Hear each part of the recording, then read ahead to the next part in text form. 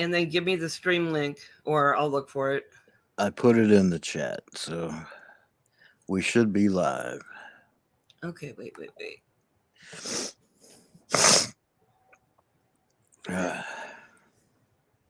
There we go. I see people.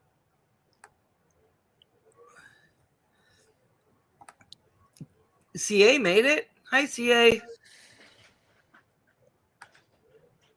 No, that's the StreamYard one. The YouTube one. I'll look for it. Never mind. No, give me that one.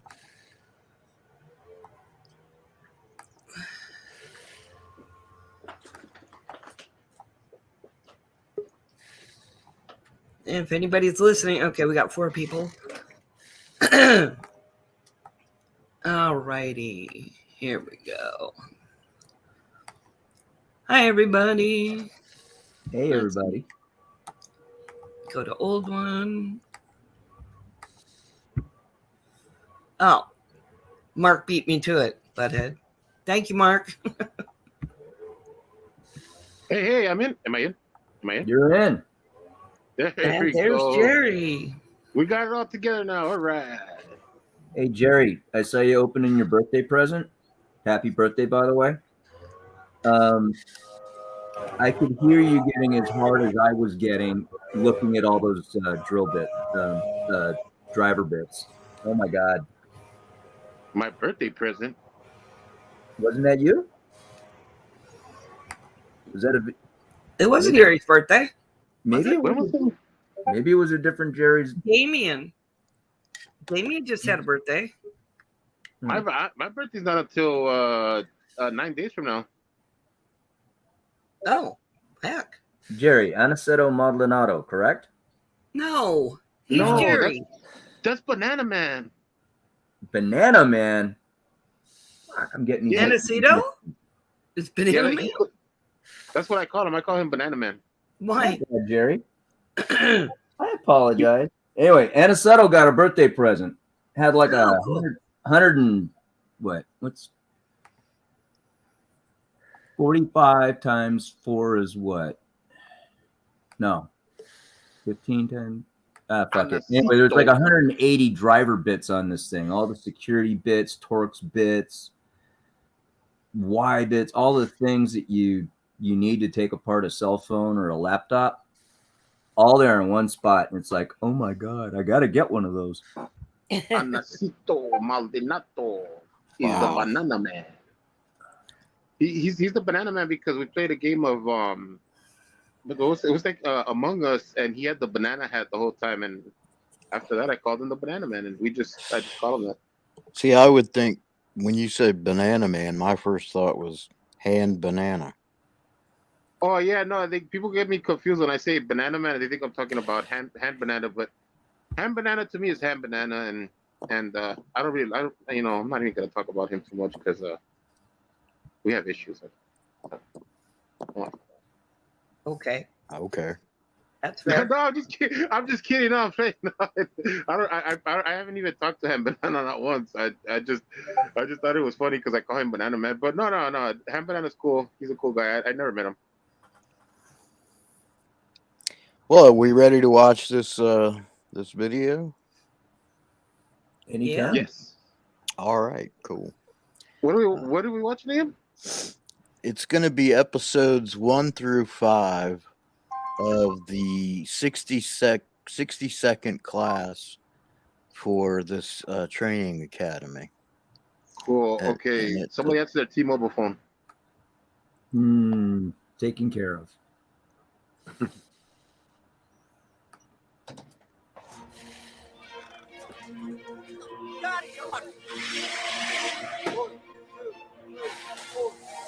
Hey, Evan, is there someone else backstage? You're going to be tested physically. You're going to be tested emotionally. You're going to be tested psychologically. No. Okay. You absolutely are going to test your education. Nothing will be given to you. Period.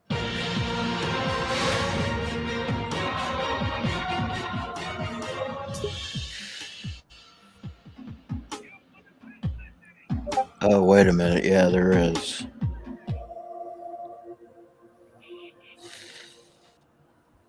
You guys are all here. You passed the first step.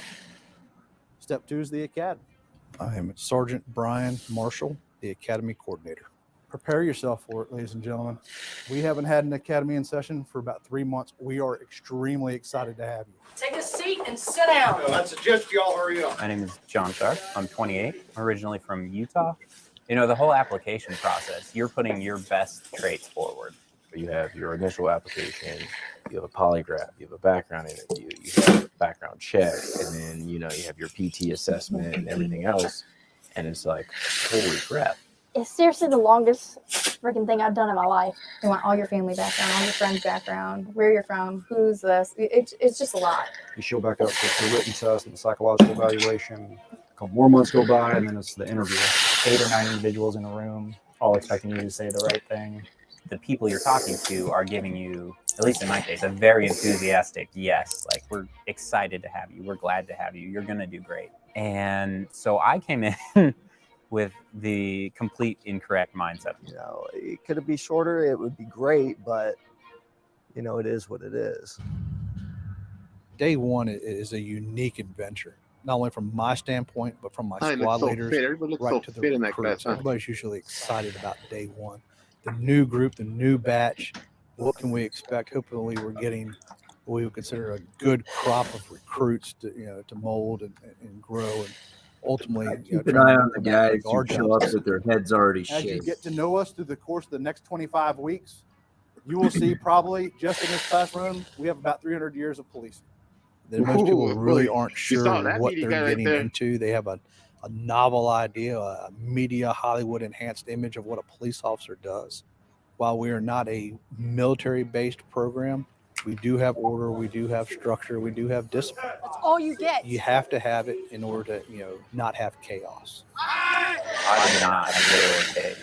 I was probably more stressed then than I have been in any of the stressor situations they've created later on in the academy. You're a mess. You're with your families and everyone's got a smile on their face, and everyone's so happy that you're here, and we appreciate you, and blah, blah, blah. And then families go this way. That guy's all Nick. All right, without further ado, we're going to separate the parents and loved ones out to the hallway. We're going to give you a tour of the facility. 6'2", come forward. You definitely pushed having the support of your family and friends. And that's what I loved about the orientation night, because they're also showing that they care. Ask them how their day was. Get them to engage about it. Start those habits early. One of the biggest things that you guys can do is let the support structure go to the wayside. At some point, they're going to need that structure. You build it early, then it becomes a routine. Don't wait until it's too late to try to develop it. You need me to pause it? But in No, reality, you get a lot of background noise coming over your mic. Are those like just their friends or family? Enforcement Training Academy. They kind of gave you a little taste of the structure that was going to be coming in the following week. You will find the X on the floor right here. You will stand at attention. Could you pause it for a second? In front of you. Took notes. Some people weren't prepared. All right, so let's talk about. I'm not coming in. Okay. Oh, you got me? Okay. Hey. Okay. Well, I was gonna say, why do they have all those old people? What were they talking to the old people there? No, those were the parents and stuff for orientation night. They allow their families to go in. How young are these recruits? All the way up into their 40s, early 20s to Yeah, 40s. You have to be 21 to enter the academy. And So those family members, they were just talking to them because what were they doing? Just giving them advice or something? Well, I don't understand that. how to be a supportive family member.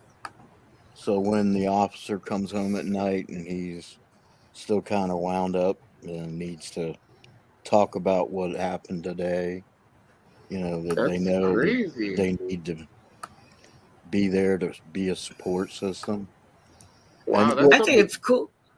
What you'll find a lot of times around that particular police department is because it's such a Navy town, you get a lot of these guys that are coming out of the military, retired. Because, if you go into the military at 18, you can retire at 38 or 40, and that's still pretty young, and they're usually in the prime. So some of these recruits, when it'll say at the bottom what their previous job was, you'll see it says like retired Marine. One guy was a uh, golf course manager. Well, this is already revealing because I didn't know that families were so involved in the training process. Like I thought, Well, for orientation night, just that Oh. one night. Oh, and that Okay. and the other night, the fun one. Yeah. I mean, this is like 28 weeks. Training academy lasts like 28 weeks. Yeah, 6 months. Yeah.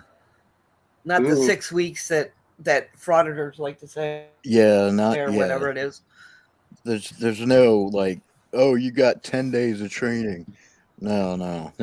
This is intense. And then once you graduate, you come out and you're assigned to a field training officer, an FTO, and you ride with them for probably another year before you get let loose on your own.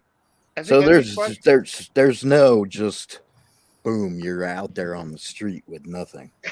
Yeah, I think frauditors get it twisted with like I think because I remember I talked to a sheriff's deputy, and I think he said their physical like training, like to get ready for the test is like a 6-week program, but it's not the whole training. It's just like for their physical test. Like they give them 6 weeks to get in shape for it or something. That's the only thing I've ever heard of 6 weeks. Like honestly, like it was like a sheriff training thing where they train to do their physical test, but that's not even like all the classes because sheriffs still have to work in corrections for like 2 years before they get onto the streets. Yeah, well, in this city, Virginia Beach, sheriffs don't work the streets like police officers. Sheriffs are just in charge of the jail, court security, and then process serving, and those kinds of functions like evictions and things like that. But So even they're the supervisors? Are they the supervisors of cops? No, sheriffs don't have the same authority as police here.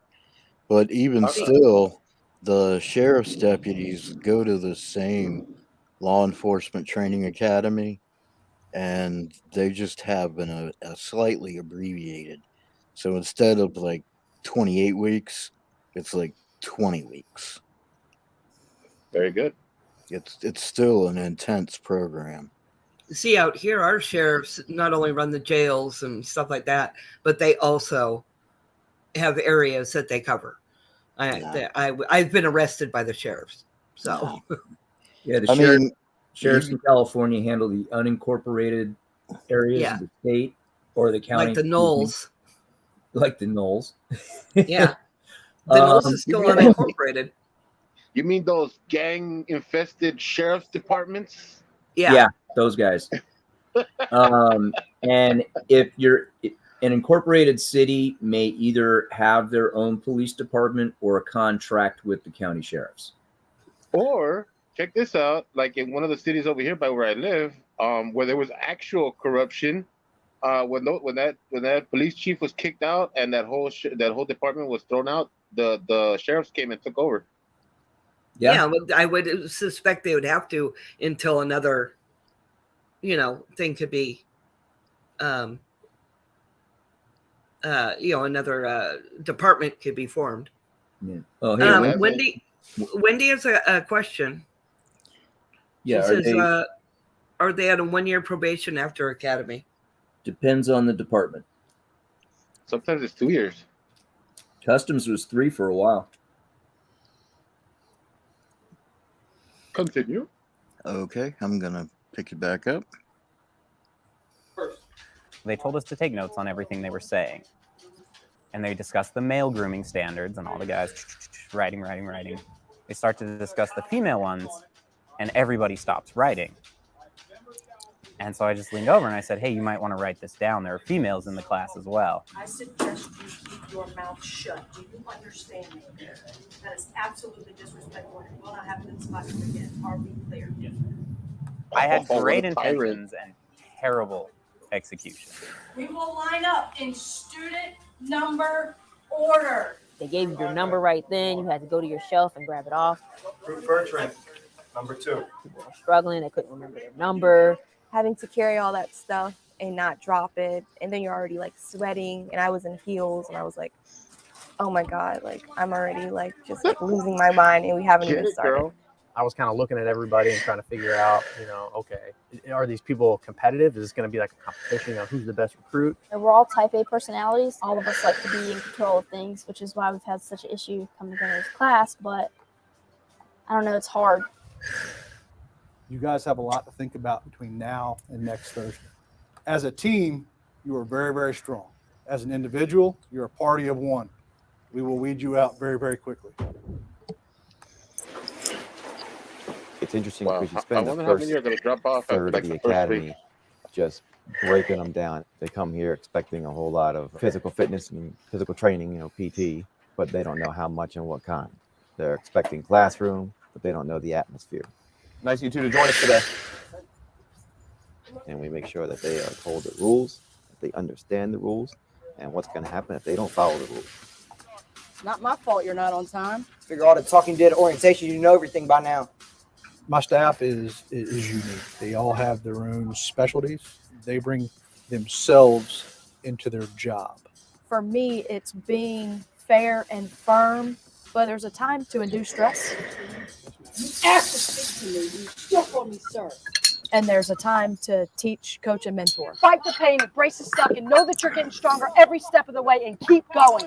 Yes, ma'am. A lot of my coworkers say I'm more of the passive aggressive one. Recruit Cordero, go find everyone from the cage and computer room and have them come back, please. A couple of days, come in and be more rigid to help build that foundation. As a whole, your uniform appearance is garbage.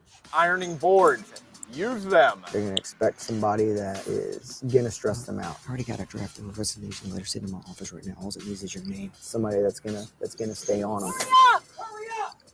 Get to the right side of the hallway! Right side of the hallway! People confuse stress, with she's not nice. No, I want to see how are you uncomfortable? You need to be uncomfortable. You need to be able to live in uncomfortable. Anybody else need to fight? That is true. He said something. I expect you all to sound up. Is that understood? If you can't stand getting yelled at, or being told what to do, or being dressed properly and looking professional, I mean, you're not going to do it on the street. Yeah, people not showing up in the academy uniform. That was a little rough. This is a paramilitary academy. Stand out here, show off your socks. Look at them white things. So there's a chain of command and there's a level of respect for your chain of command. They are learning essentially what their expectations are in the academy. At 0700, you will stand up and you will say the Pledge of Allegiance. Are we clear? Yes, ma'am. Let's get it done. I pledge allegiance. Drilling that discipline into you, it works. It sucks, but it works. And Gil Johansson's talking, you're trying to size me up. I don't know what's going on. That's not going to happen. Is that understood? All respect. We will head to the auditorium for what's called icebreakers. Standing up on the stage and having to say, who I was, how old I was, that I was married, that I had a son. I didn't want to share that with anybody. Stop moving your head. You're at position of attention. The only thing that should move is your mouth, not your That would Not terrify about me. the icebreaker itself. It's more about the attention to detail, stand at attention, command presence. All of these are what you're going to need to become a police officer. Whether it's fear or nervousness, try to get the communication piece to it, because let's face it, about 100% of our job is communication. You have no situational awareness at all. Period. The training for Virginia Beach is just so incredibly high level. And honestly, it's like one of the last places where I can be paid to work out professionally.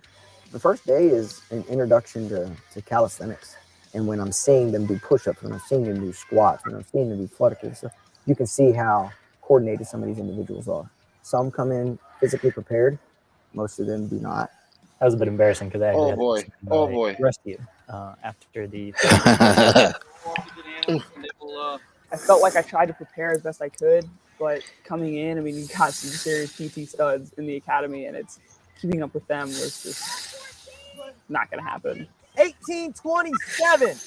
1827. Some recruits stand out due to physical prowess. Some recruits stand out due to heart. But from the recruits, their biggest part right now is they're getting comfortable. They're comfortable in their own abilities right now. Some are still unsure of their abilities and that they even have the ability to be successful. But as long as they're in that classroom, our goal is to successfully graduate. You can literally see it on their faces. Some of them would like say to themselves, "What am I getting myself into? Like, what is this? Like, why?" Or am I the only one who sees that? Because I can see it on all of them. Like, there's some that have that face. No, I've seen that before many times. But one of the things I like is that they yell at them all the time. They're yelling at them. Yes. Because that's what's going to happen to them on the street with assholes like Chili and all the other auditors. They're going to get in their faces and they're going to be yelled at, and they got to be able to stay cool. Yeah, because and like de-escalate the situations. It's too bad they're not calling them pigs and like bootlickers and all that stuff, huh? Well, they call them all kinds of other names, maggot, plebe, and yeah, but you can see it in the there was like a few that I could tell were like, oh, maybe I should have gone for the other job. well, there's plenty of jails around to work in. All right.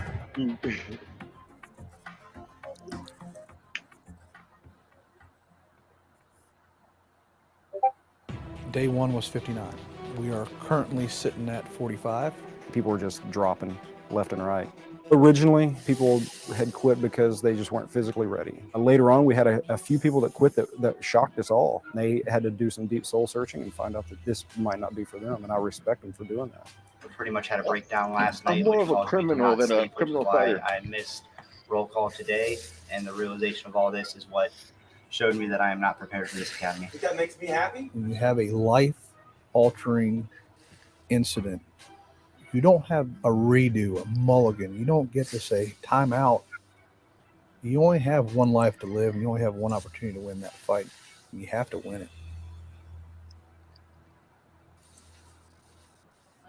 I'm not one to say that I enjoy 45. working out or enjoy physical fitness, but after that first week, that's when I realized how important it was for this kind of job. My abs are like steel at this point. Bill Bender is our PT coordinator for the academy, and he does an awesome job coordinating the entire physical training program. Go get a plate, the rest of you, on your face, plank it out. The PT style is more of a CrossFit base. It's constantly very functional movement performed at a high intensity to just keep that body confused and keep them guessing. And mentally, it correlates very well to police work because these recruits don't know what they're coming in to day in and day out. Even PT is fun most of the time because Bender comes up with some of the most creative crap I've ever seen in my life. It's just very random. Get a couple recruits, get that log, and take it out there. You know, for an example, the one that they just did. I mean, they just ran around with the sled and did all that running and pulling. I'm not a runner. I don't run. I don't like running. I hate running. That's mainly where like our class riff is. And you don't leave any of your teammates behind. This academy is so far from being a team. It is ridiculous. I think it's just, I don't think we ever will. Are there your cliques and the people that just don't get along? Yes. The bigger the class, the longer that takes. Just so anybody knows in the audience, each one of those plates is 45 pounds. Even the bigger plastic ones you see, those are 45 pounds. Those are all 45 pounds. So if you count them up, if it's 3 of them, it's 45 pounds each, or the single ones that they're carrying are 45 pounds. Just so everybody knows. It's pretty heavy stuff. Did they have That is very heavy. strapped as a sled? Did anybody count that? How many of those plates did they have strapped that they were dragging behind them? They called that the sled? 3. 3. Three. 120, 135 pounds. 135 pounds. You're basically dragging a person. Human. Yeah, 135. That's what the fire department makes you be able to pull dummy that's weighted for the 200 average person. So like they do 200-pound. I know I had to do it just applying to the police departments, and this is 30 years ago. It was a 200-pound dummy. yeah, You either had to do the dummy drag or pick it up over your shoulder. Yeah, so every single one of those plates you see are 45 pounders. I don't see any 35 pounders, so I'm thinking that they're doing it by 45.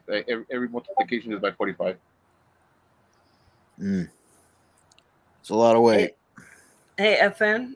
Yeah. Check private chat on StreamYards, please. Thank you.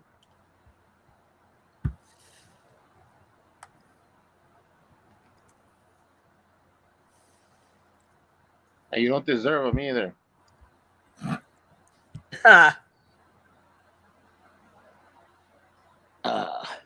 Okay. All right. I just wanted to let you know that. Okay. Yeah. That I love you, stinks. Cripple. That stinks. All right. Well, we'll just pick it up. Yeah. Harrington, he's insane when it comes to fitness. I'm Recruit Harrington from Olean, New York. On a normal day, I'll either work out before work or work out during lunch. In Theo Binder's CrossFit, that's a totally different beast. I've never really done, but I've done all right with it. A lot of people just come leap some pounds from like where they were, but a lot of people also just dropped because they weren't ready. Physically coming in underprepared, it not only, makes me feel bad, but it also makes our class look bad. So I'd go home and do extra push-ups, extra sit-ups, extra running so that I can be where I need to be. I had to work on not giving up during the exercises. That was literally like one of my downfalls. Listen, we're getting an echo. Yep. MPO Bender has this innate ability to assist people in taking off that veil of what they're physically capable of. Good work.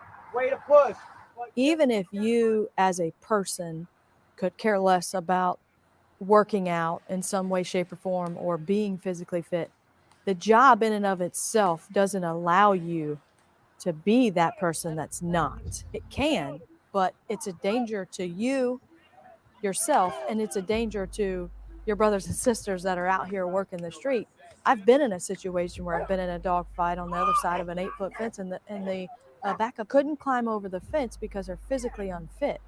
The job includes, running and jumping and fighting, and going over 6-foot fences, through ditches and through windows, which is why we do the obstacle course. This right here is a real life application of what you do, which is why we weed people out that can't do it. Oh, get over. As a police officer, everything you do has a huge capacity for result. The Constitution has very specific meaning as it relates to police work. Before you are allowed to become a police officer, you will have to make a promise to your community. We have a full law week where we have an attorney come in who teaches police departments all over the nation constitutional law. My name is Randy Means, and I'm going... Boom. A real constitutional law scholar. Look at that. Right? They do exist, real ones. And he doesn't even wear Sally Jesse Raphael glasses. Or headphones. He wears a suit. Looks like he's been to law school. Maybe. I know I heard him say lawyer, so he probably did have to go to law school. Yeah, I'm going to guarantee he went to law school. Yeah. I was going to say, strong possibility there. I really don't think there's a police department anywhere that's going to hire a Chile to teach their officers constitutional law for a week. Really? Yeah. Oh, darn it. Poor Chile. But you know what, guys? I wonder if he knows how hard it is to file a tort lawsuit. I just Federal tort lawsuit. Federal bullshit. I don't know. We ask the judge. That. Yeah, I mean, he's just, yeah. Okay, Mr. DeCastro does not have hundreds of thousands of viewers, but that got viewed hundreds of thousands of times. And I'm pretty sure everyone who saw it said, did you ask the judge that? Really? Yeah. Do you know how hard it is to file a federal tort? Blah, I blah, know blah, FN blah. facepalmed. I know FN facepalmed when he heard that. Nah, I'm sure he did. No, I mean, it's just, yeah, Chili's just freaking delusional. You know, he's out of his cotton picking mind.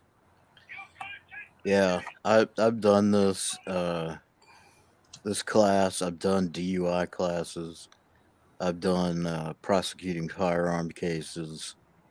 What we call Top Gun, which is where a prosecutor is paired with a police officer and they mock trial it from investigation all the way through trial. So I've taught that one too. So I've done this, but this guy is a nationally known, nationally accredited constitutional law scholar, and he's the real deal.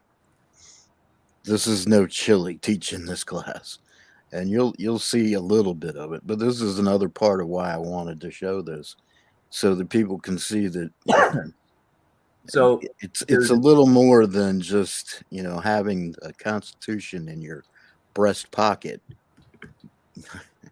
So this guy actually has an accreditation in constitutional law instruction. Yeah, he's a national figure. Okay, Yeah, Chili's accreditation is a trifold. That's full of factually incorrect information. Yeah, and this guy's not gonna have a YouTube channel either. I don't think he does. I mean, he could, but I'm pretty sure he's got a web page. I'm sure he has a web page, and he's got a CV that's available probably online. Yeah, LinkedIn web page. Maybe we should look him up, huh? Well, let's watch this. No, not right now. Let's watch, but give me a Going naked to idea. make sure that you know federal constitutional law well enough to do this right. Randy Means, very interesting instructor. One of the better ones I think I've ever had. There's a lot of law in law enforcement. Who would have thought? My name is Recruit David Suda. I'm 32 years old. I'm originally from Oak Lawn, Illinois. Constitutional law, in my opinion, is extremely important. It sets the foundation for everything else you're going to do. They have to have constitutional law before we can move forward. That was 5 days of constitutional law. Like that gets boring. But this principle has a name, and if you break that name down into its syllables and its Latin, That was the worst class I've taken at Academy. Like it was terrible. That was a rough one for me when we took the test for it. Man, it irritated me because I felt like, okay, you know what? I just let my squad leader down. So as each test came about, hit it even harder, and just slowly started bringing my score and average up. I actually did a study group with one of the recruits, Suda, actually. I have had probably at least a dozen plus recruits ask me to join my study session. Those who are at a danger of getting fired for academics.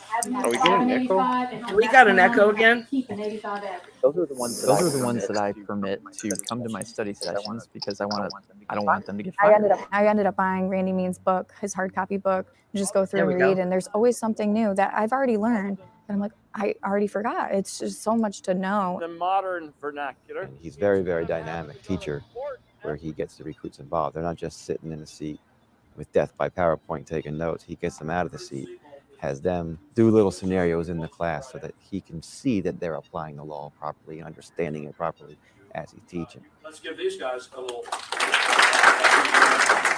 They want you to do your job right, obviously, for one.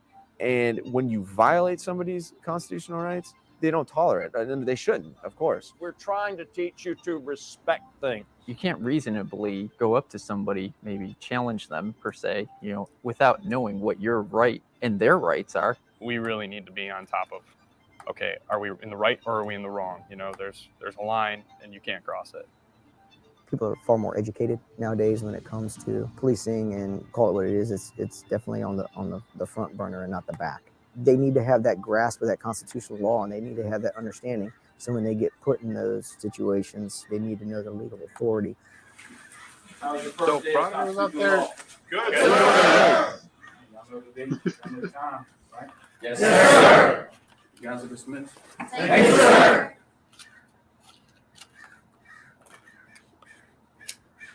Morning, grab a seat. Morning, sir. Every time we become in a physical altercation with another person, there's at least one gun at play.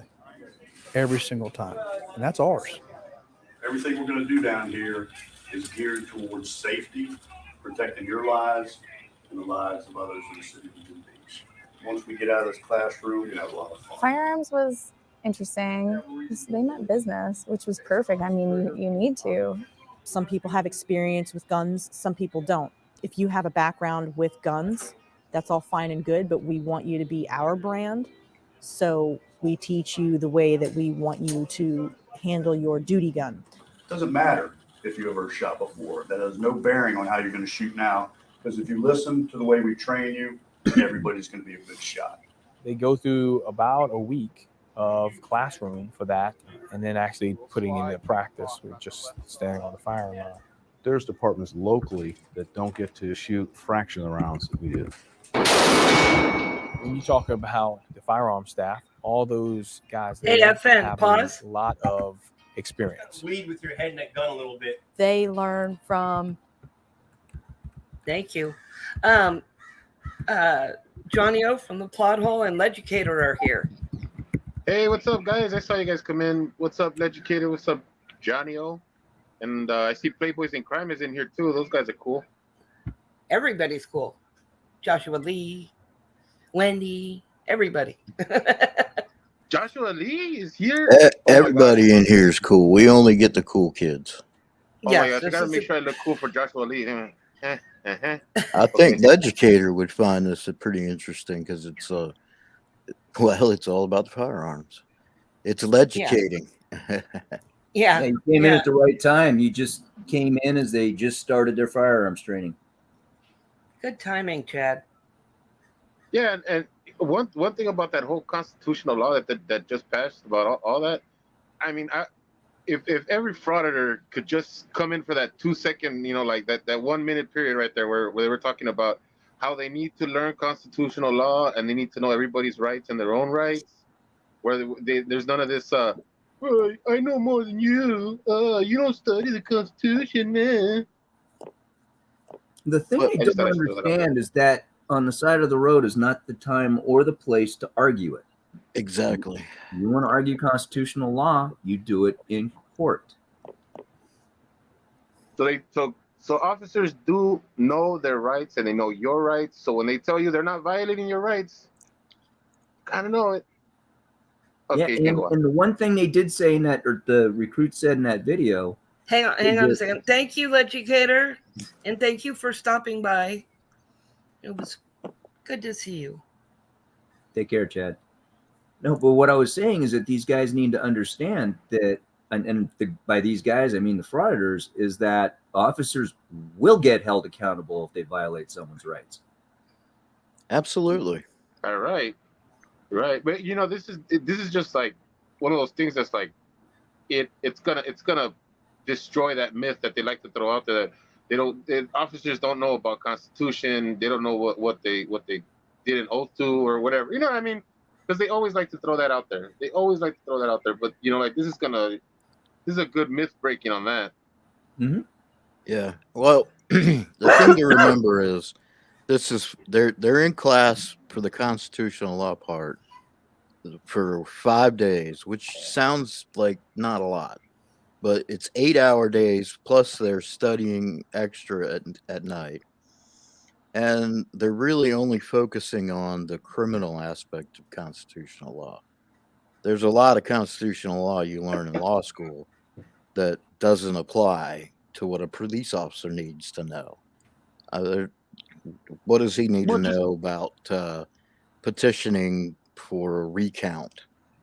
Well, and just to be fair to that point, FN, I recently got into a debate with one of the frauditor, and I told him, we will not debate each other as if we're lawyers because there's so much law that we don't understand and we can't interpret. So if I debate you, we're gonna debate each other by opinion and not as lawyers in fact, because we cannot interpret the law as a lawyer can, and we are not as well, learned in any of the, legalese or information that a lawyer is supposed to know.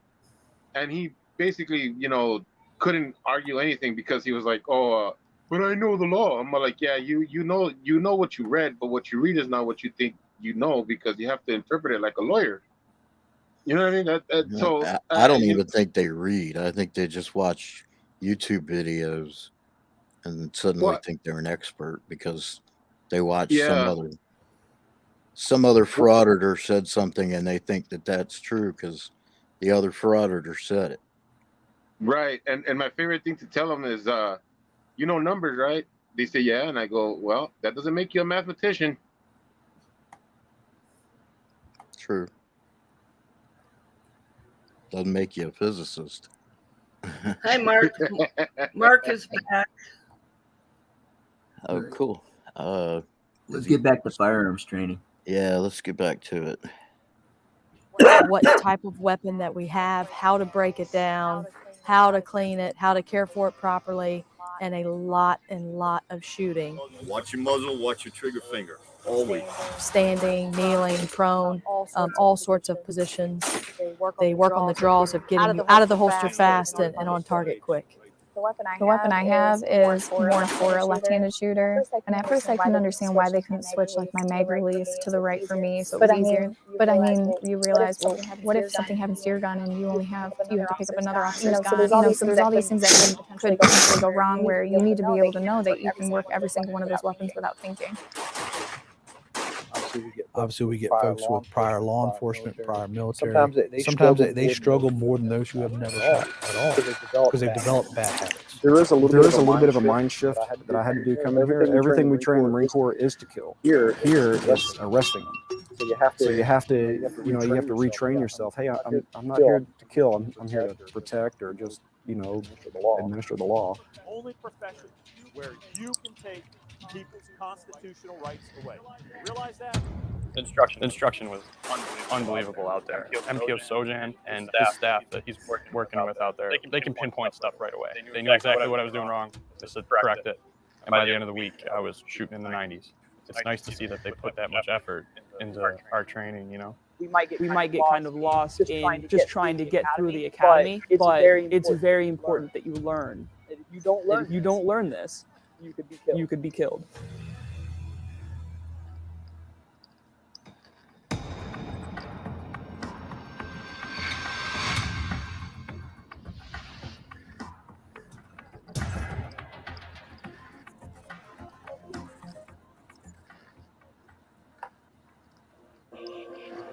Our team coverage takes us to Virginia Beach. A lot of people there haven't had power all day. All these people clearly got stuck and have just abandoned their vehicles. For Hurricane Matthew, we were assigned as part of the relief team for Operation Blessing, helping out families and individuals whose homes were devastated by flooding, by the damage that Hurricane Matthew brought. My name is Jody. I serve as the Vice President of U.S. Disaster Relief and Programs for Operation Blessing. We did anything from taking out drywall, taking out floors, moving furniture in and out, anything that the homeowner needed. That's basically what we were there for. Whenever you go into a home, the first thing you're going to do is you're going to introduce yourself to the homeowner. When we were driving on the bus and we drove through our first neighborhood, I was sitting on the window side, and I remember looking out the window and holding in tears. I could not believe what I was seeing. I felt like we were in like a third world country. Because everybody's stuff on the street, and all I knew was, holy crap, like they do need help. From the moment we pulled up to the house, I could see the relief, one, because they're getting help, period, but two, also to see that it's their own police department coming out to help. As soon as she saw who I was, and I explained to her why we were here, she was here. So let's do what we can to get her at ease. It was one of those moments where you realize like someone is feeling helpless, and you're that saving grace for them. I figure we can kind of tear up the floor and move this around us as we pull stuff up. I did exactly that same stuff with the after Hurricane individuals not really coming together as a team. It was nice because we got to kind of. This is bringing back a whole lot of memories. Did you do some hurricane relief work? Yeah, I got deployed down to Louisiana after Katrina for 2 weeks. Well- They swore us in as Louisiana State Troopers, and we were there to help the local departments out. And a lot of the local departments were okay. In other words, we had too many people to help out the local departments, so we went around and started doing exactly what these guys are doing to help get not only our people but other people, up so they could, get back to work. They need to earn money.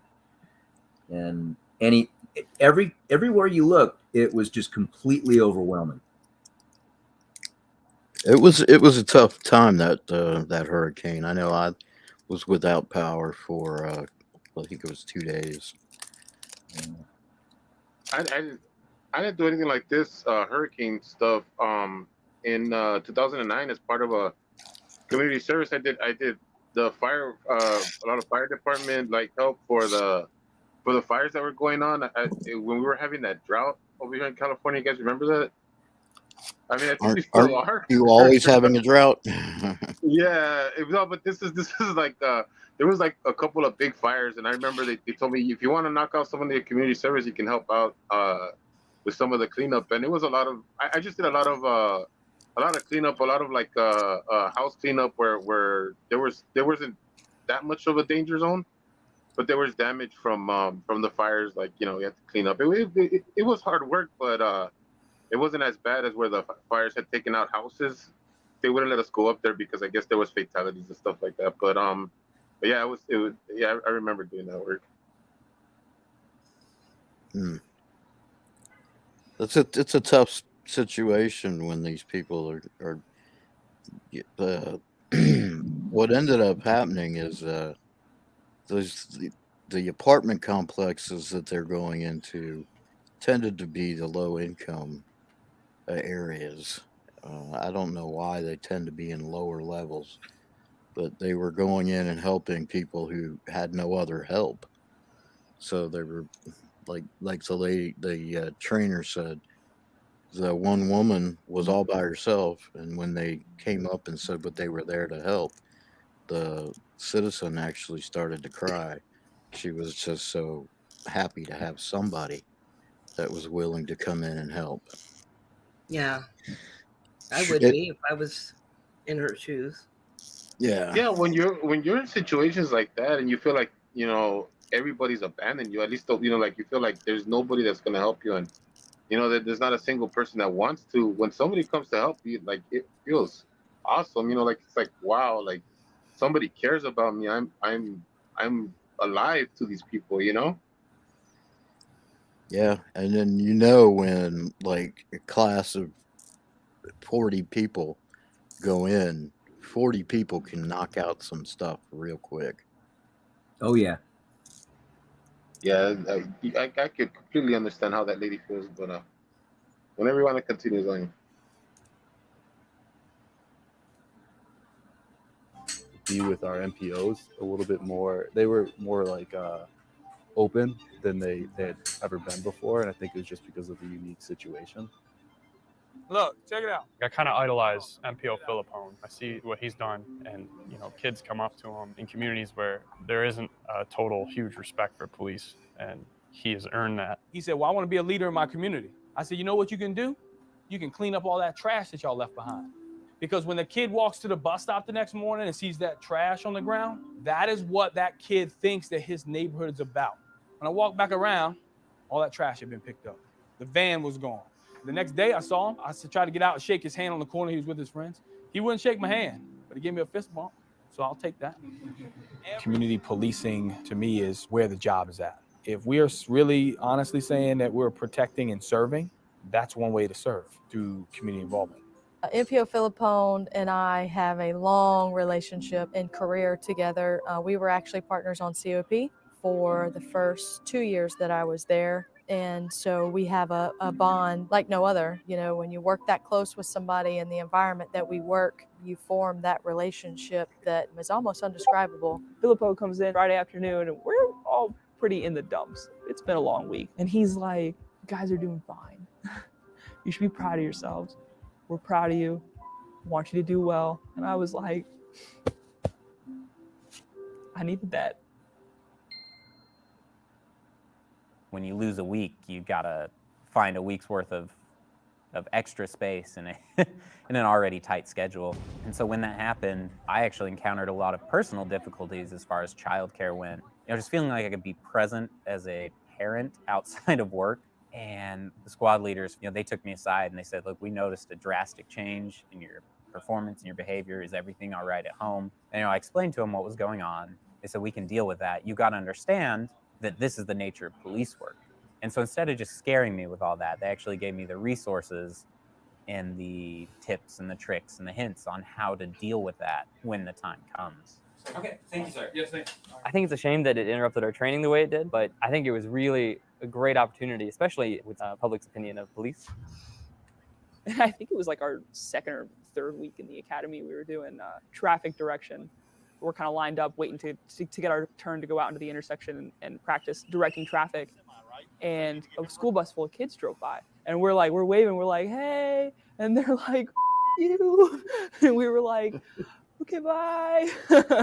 And that was our first experience just wearing a VBPD traffic vest. Like, you don't even know me. Through the public eye, police officers are viewed through some as heroes, but others absolutely hate police. I've experienced hate from my sexuality all my life. And so someone feeling some type of way about me who doesn't even know me, it's not something that I'm a stranger to, but I know that it does affect some of my classmates. Some people question me on the route I've taken. It's a little nerve-wracking because I'm like, everyone's so quick to like go on a rant and tangent about things, but it's like, what are you doing to make a difference about it? Just me being able to like apply to police department and get accepted, and then like going through the process, be able to talk to those females that are younger and let them see that, okay, like this is a Black female officer. She's not what the media is portraying. The academy has been a lot of fun, actually, because you can sort of divide it into. I got to unmute myself here because I think the feedback is on me. One of the things I wanted to note was what the reason that she's so, like, people are questioning why she's doing it is because she just graduated from Virginia Wesleyan College. So she just got her bachelor's degree. And people are saying, didn't you go to college so you wouldn't have to do a job like this? Well, most of these people actually, this guy is a former Navy linguist. Marine Corps. Or Marine Corps linguist. Almost all of these are going to have college educations. So it's not a requirement, but in my experience with the police departments in this area, the vast majority of them have at least a bachelor's degree, and some will go on and get master's and even doctorates.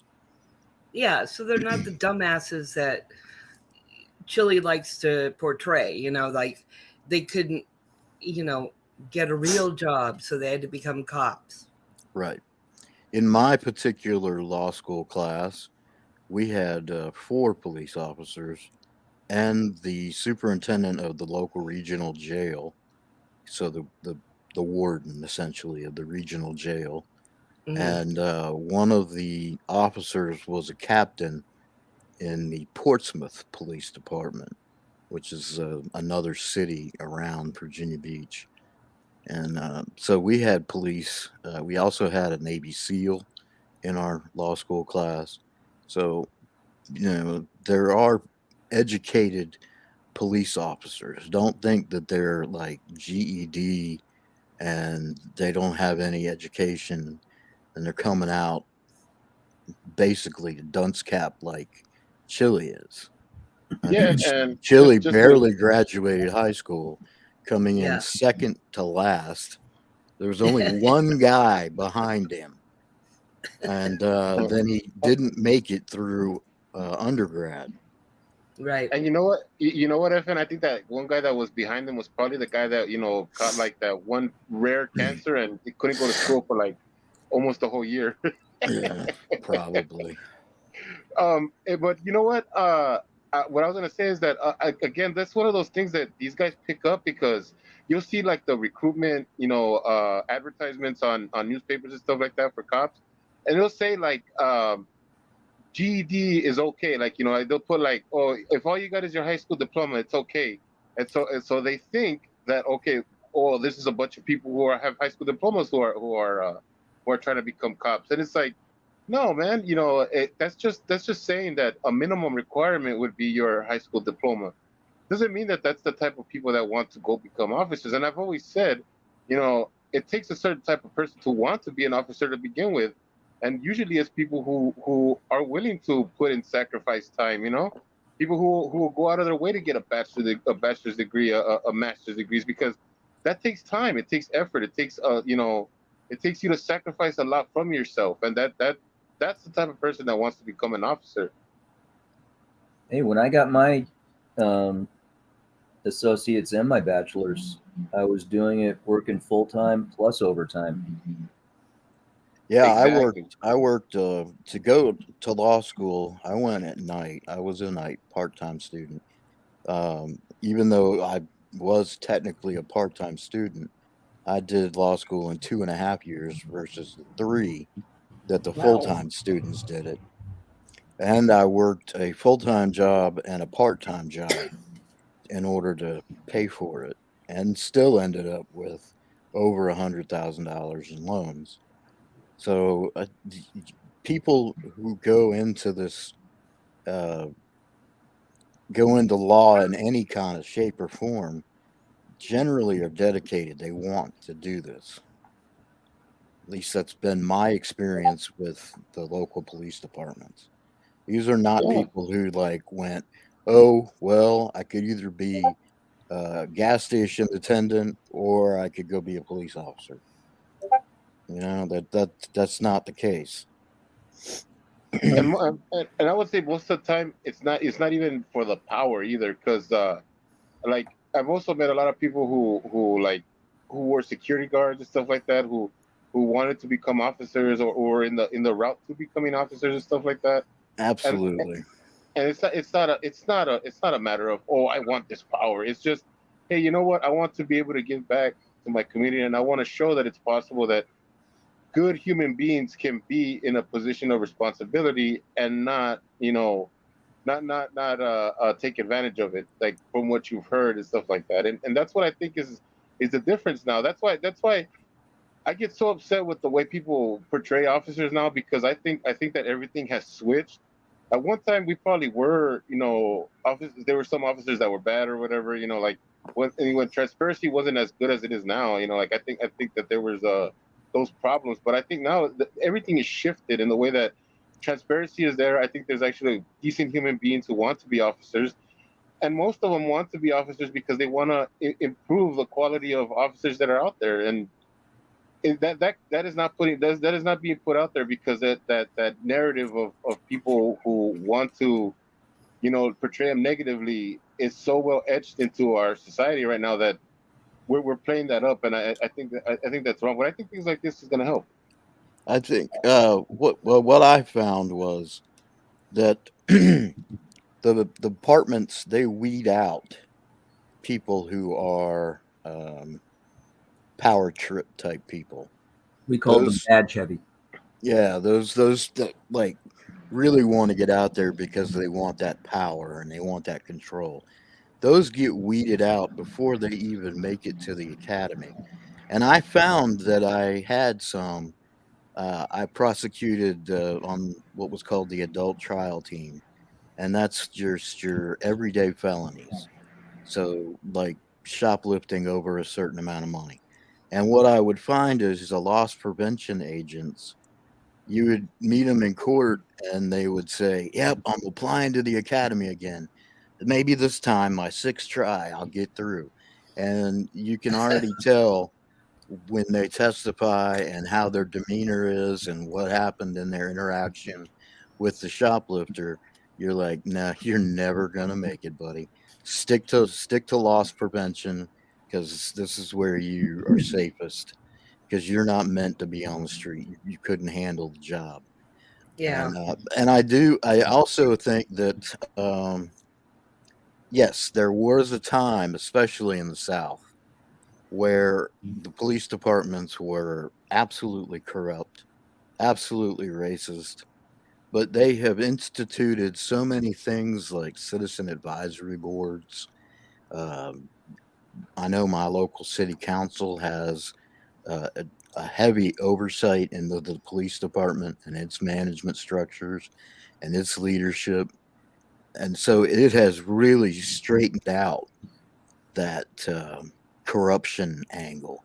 Those corrupt officers, if they make it into the uniform, they don't last because the other officers don't want them, and they will get rid of them. You Yeah. probably found that some, Logan, didn't you? Oh yeah, yeah. Do you- Some of our officers actually made national news, getting arrested for doing some of the stuff that they've done. And you guys didn't want them around because they made you look bad. Yeah. So you were the first ones to call them out and say, no, what you're doing is wrong. And I'm going to report you up the chain of command until you get booted. And I'd like anybody who's listening to understand, if you see someone doing something, and let's not whitewash it, doing something corrupt, you don't just walk up and put handcuffs on them.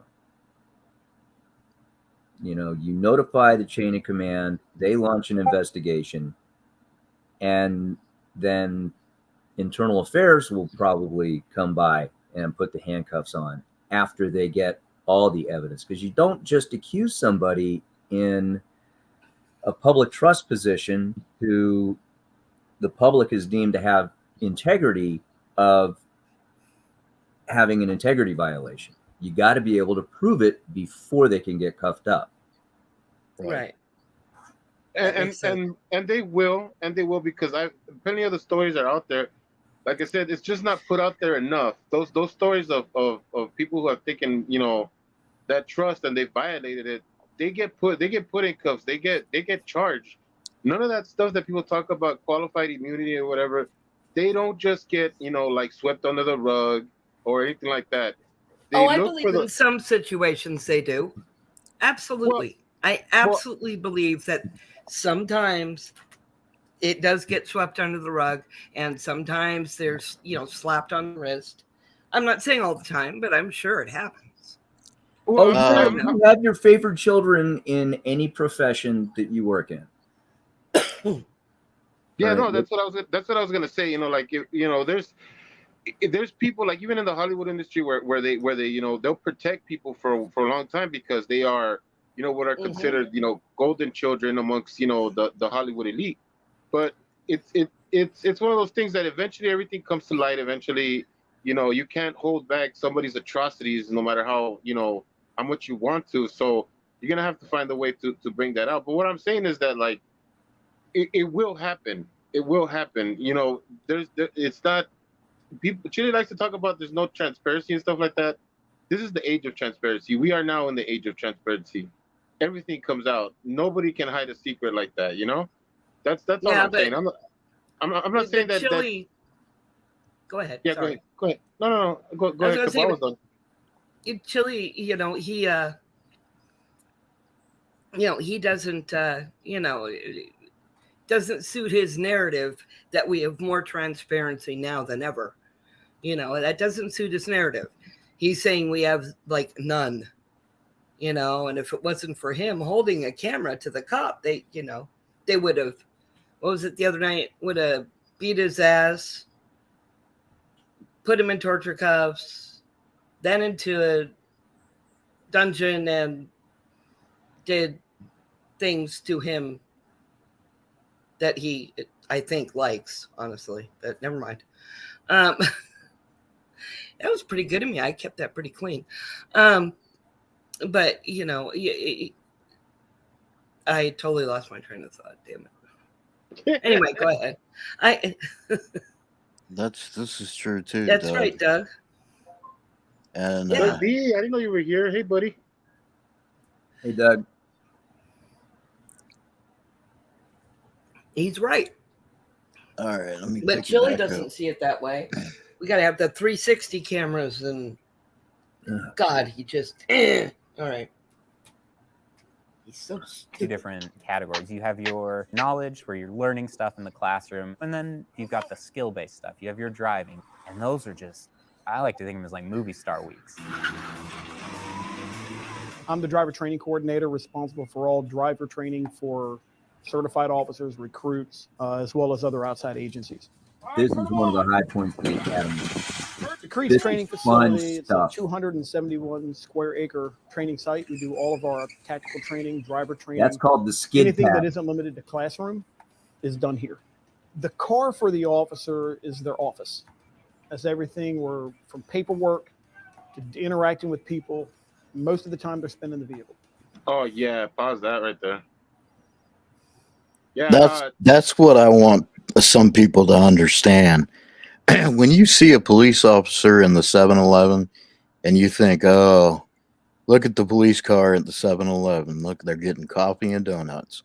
No, that police car is their office for at least 8 hours a day. Where is that officer supposed to take a whiz? What if he's got diarrhea that day? Where Yeah. is he supposed to go? Is there a toilet in the trunk? I don't think so.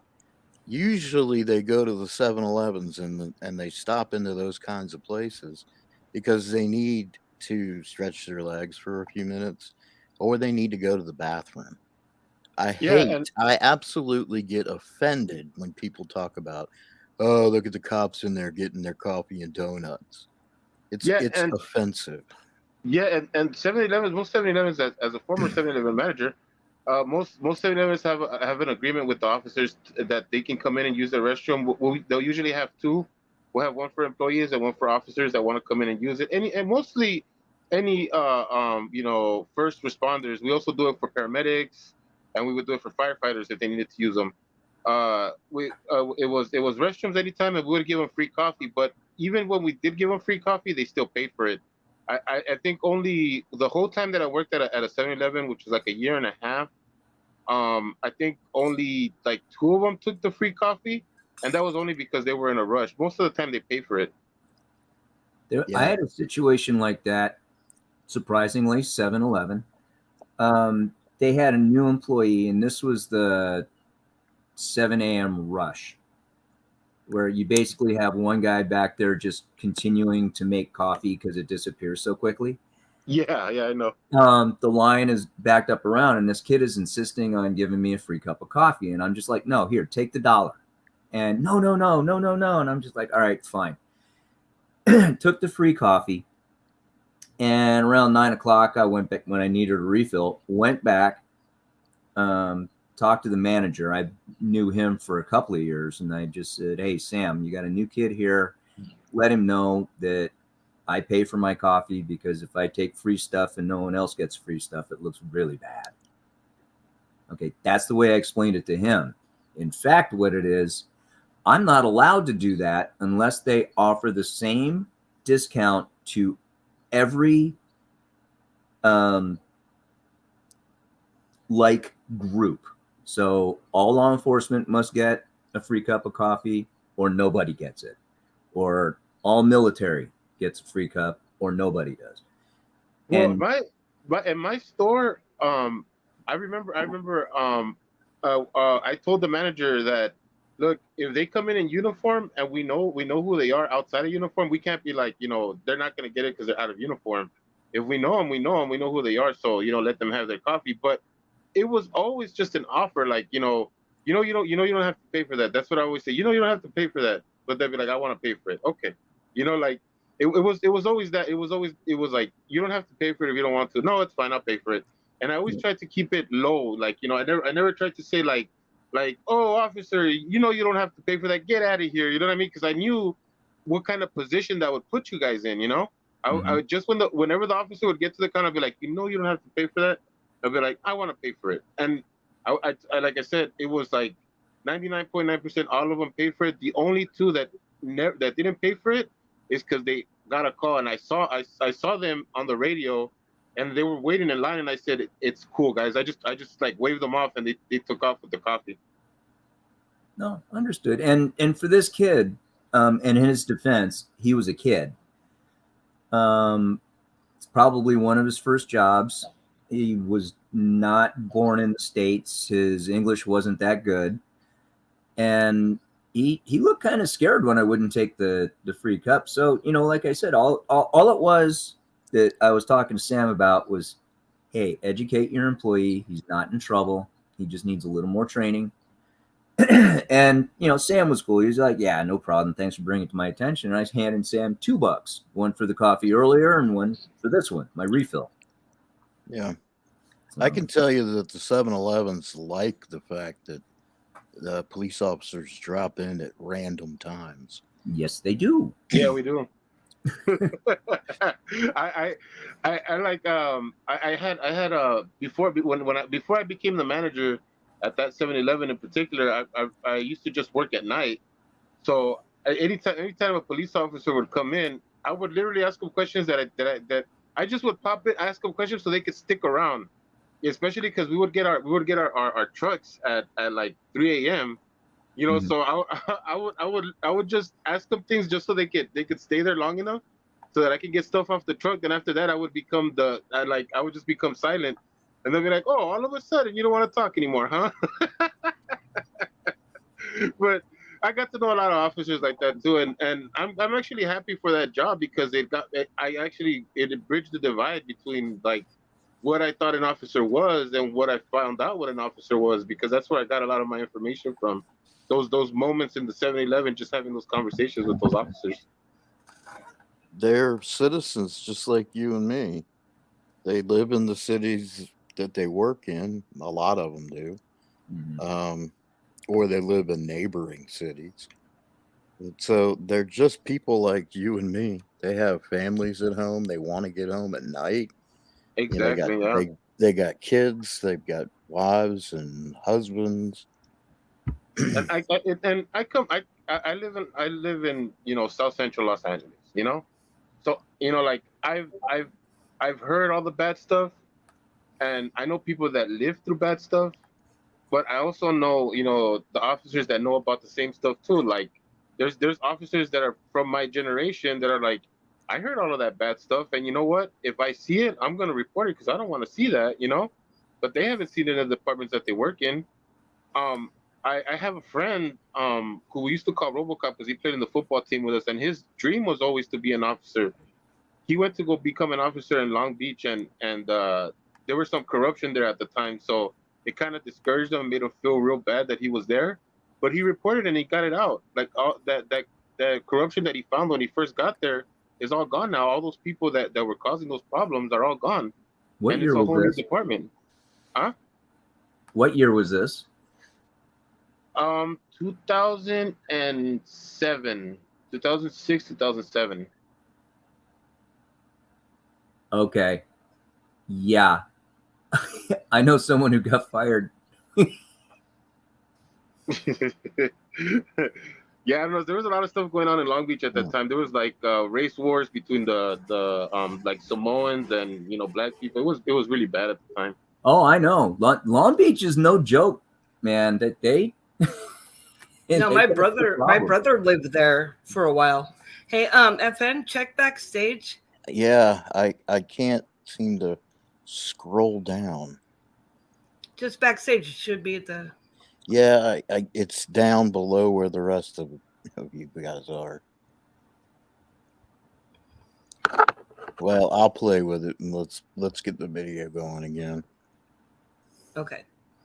More people are hurt or killed driving, especially for law enforcement. So I take this position very serious. Probably the harshest thing we can embed into the student driver is due regard for safety.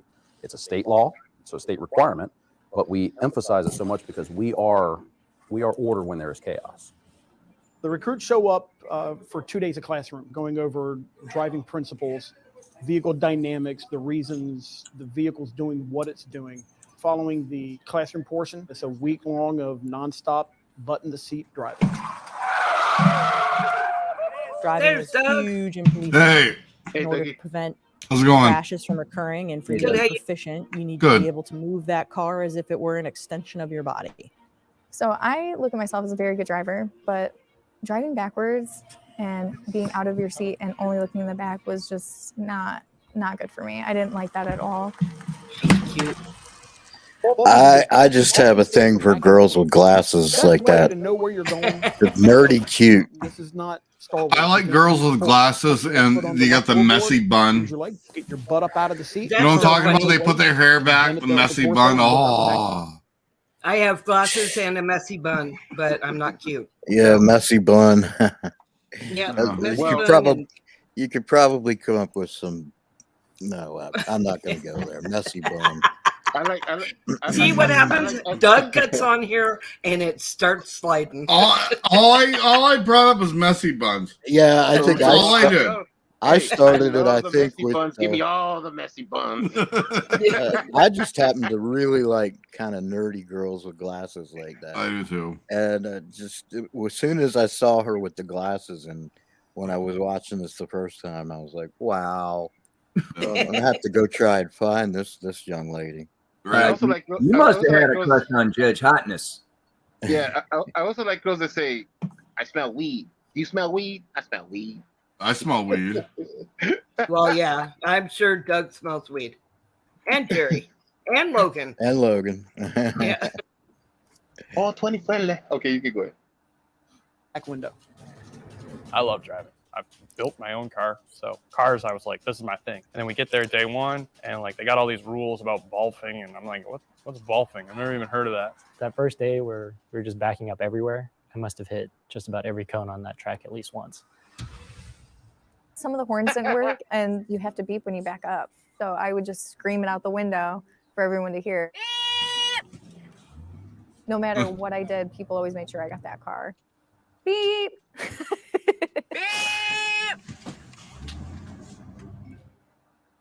We want the recruits to enjoy themselves, but it's also a learning environment. I feel like I'm about to know something. Simple techniques that we offer the student driver from shuffle steering. What it allows for us to control that vehicle during a turning movement or even straight line driving and just gripping the wheel in the event of an unknown occurrence. Shuffle. And we missed a game. It happened to me one of my first days on the street. Little bouncing ball comes across the street. Here comes little Johnny chasing right after it. Fortunately, the training was embedded in my brain. I was shuffle steering, going the speed limit in the neighborhood. I immediately stood on my brakes, shuffle steered to the left, stopped the car just prior to the child reaching the front end of the vehicle itself. Took a deep breath and was, just exhaling, going, "Wow, it actually happened." Driving was terrible. There was one course where I could have gotten in a lot of trouble. The brakes. When we get into precision driving, they get the hang of the driving in a tight area pretty quick. However, when you put time on it, that's where you see it going haywire. And that's where the instructors have to step in and really calm them down, get them back to the core principles. Come on. We're moving. If you can't hold it together and keep your stress levels under control here in a controlled training environment, then you're not going to be able to do it on the street. And that's going to get you killed. A police car can save you. It can kill you if you have the computers, you have the sirens, you have the cages, you have the radios. There's 1,000 things going on inside of it. And then you need to be able to drive. You can't go around hitting things. Get that seatbelt on. Move, faster. They need you right now. What is going on, Houston? Back then, I was class leader. So not only did I have to deal with the stress of performing on our driving evolutions, but I also had to deal with everyone else's stress and drama. So I'm like, all right, well, I'm going to just try and focus, try to get through it. And I ended up doing really well. I really enjoyed driving. I could see myself wanting to go back as like an instructor. Got everybody? Yes, sir. Out of this group, I still believe there are several that still should seek out employment. Absolutely, hands down.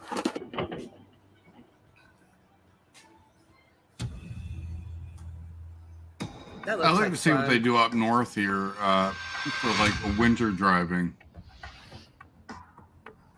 Yeah. Huh.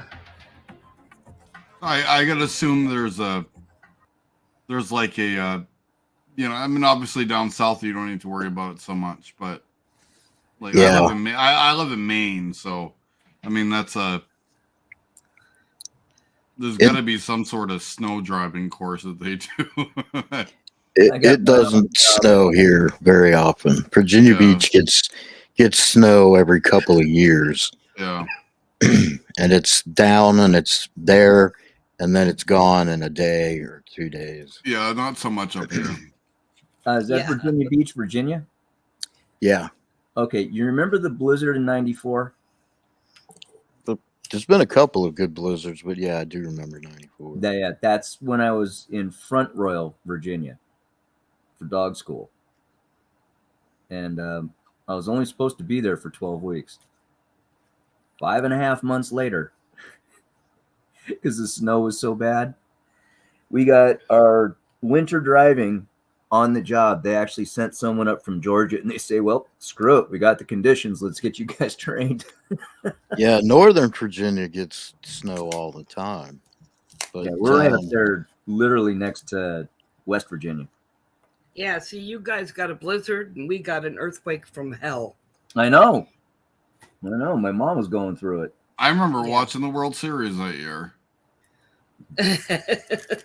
93 is when that happened, right? Yeah. So that was when I remember there was a World Series. Yeah, 94. That's when the World Series games happened on live TV. Yep. And speaking of no pain, no gain. Yeah. Yeah. All right.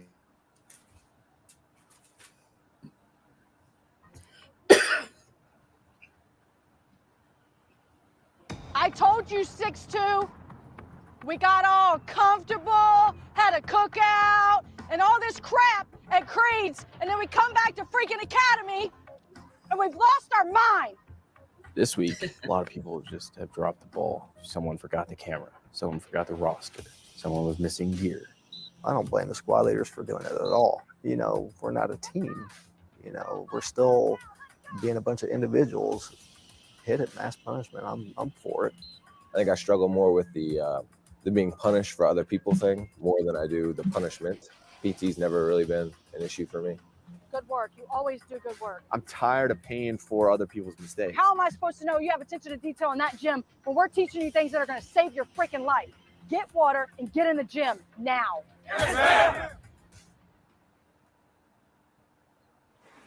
Leading up to DT week, we were all a little stressed out because it was like a little overwhelming with, firearms and driving. Some of these recruits that we get have never been in a fight before. I think there was 5 out of the 59 that raised their hand in the beginning of class that said they've ever been involved in a physical altercation, and out of those 5, they were prior military. Both legs. So you come in here, Police work has changed and is changing. It's a lot more aggressive. There's a lot more people out there that are out to attack us and to hurt us for whatever reason. And there's a lot less people thinking about the consequences of assaulting a law enforcement officer. And so your chances of being in a fight to protect yourself or anybody else is very high in comparison to what it used to be years ago. So I'm going to pull here. This is coming Gary, to someone wants your me, attention and in this body chat. is going to go that way. Gary, look at chat. Elements in the academy for recruits are driving, shooting. What happened? Look at Look chat. at the chat. I'm not looking at the chat. What's going on? Look at the chat. Can you? You I got a would have friend. You got a friend in chat. Jerry, just look at the chat for Christ's sakes. Oh. hey.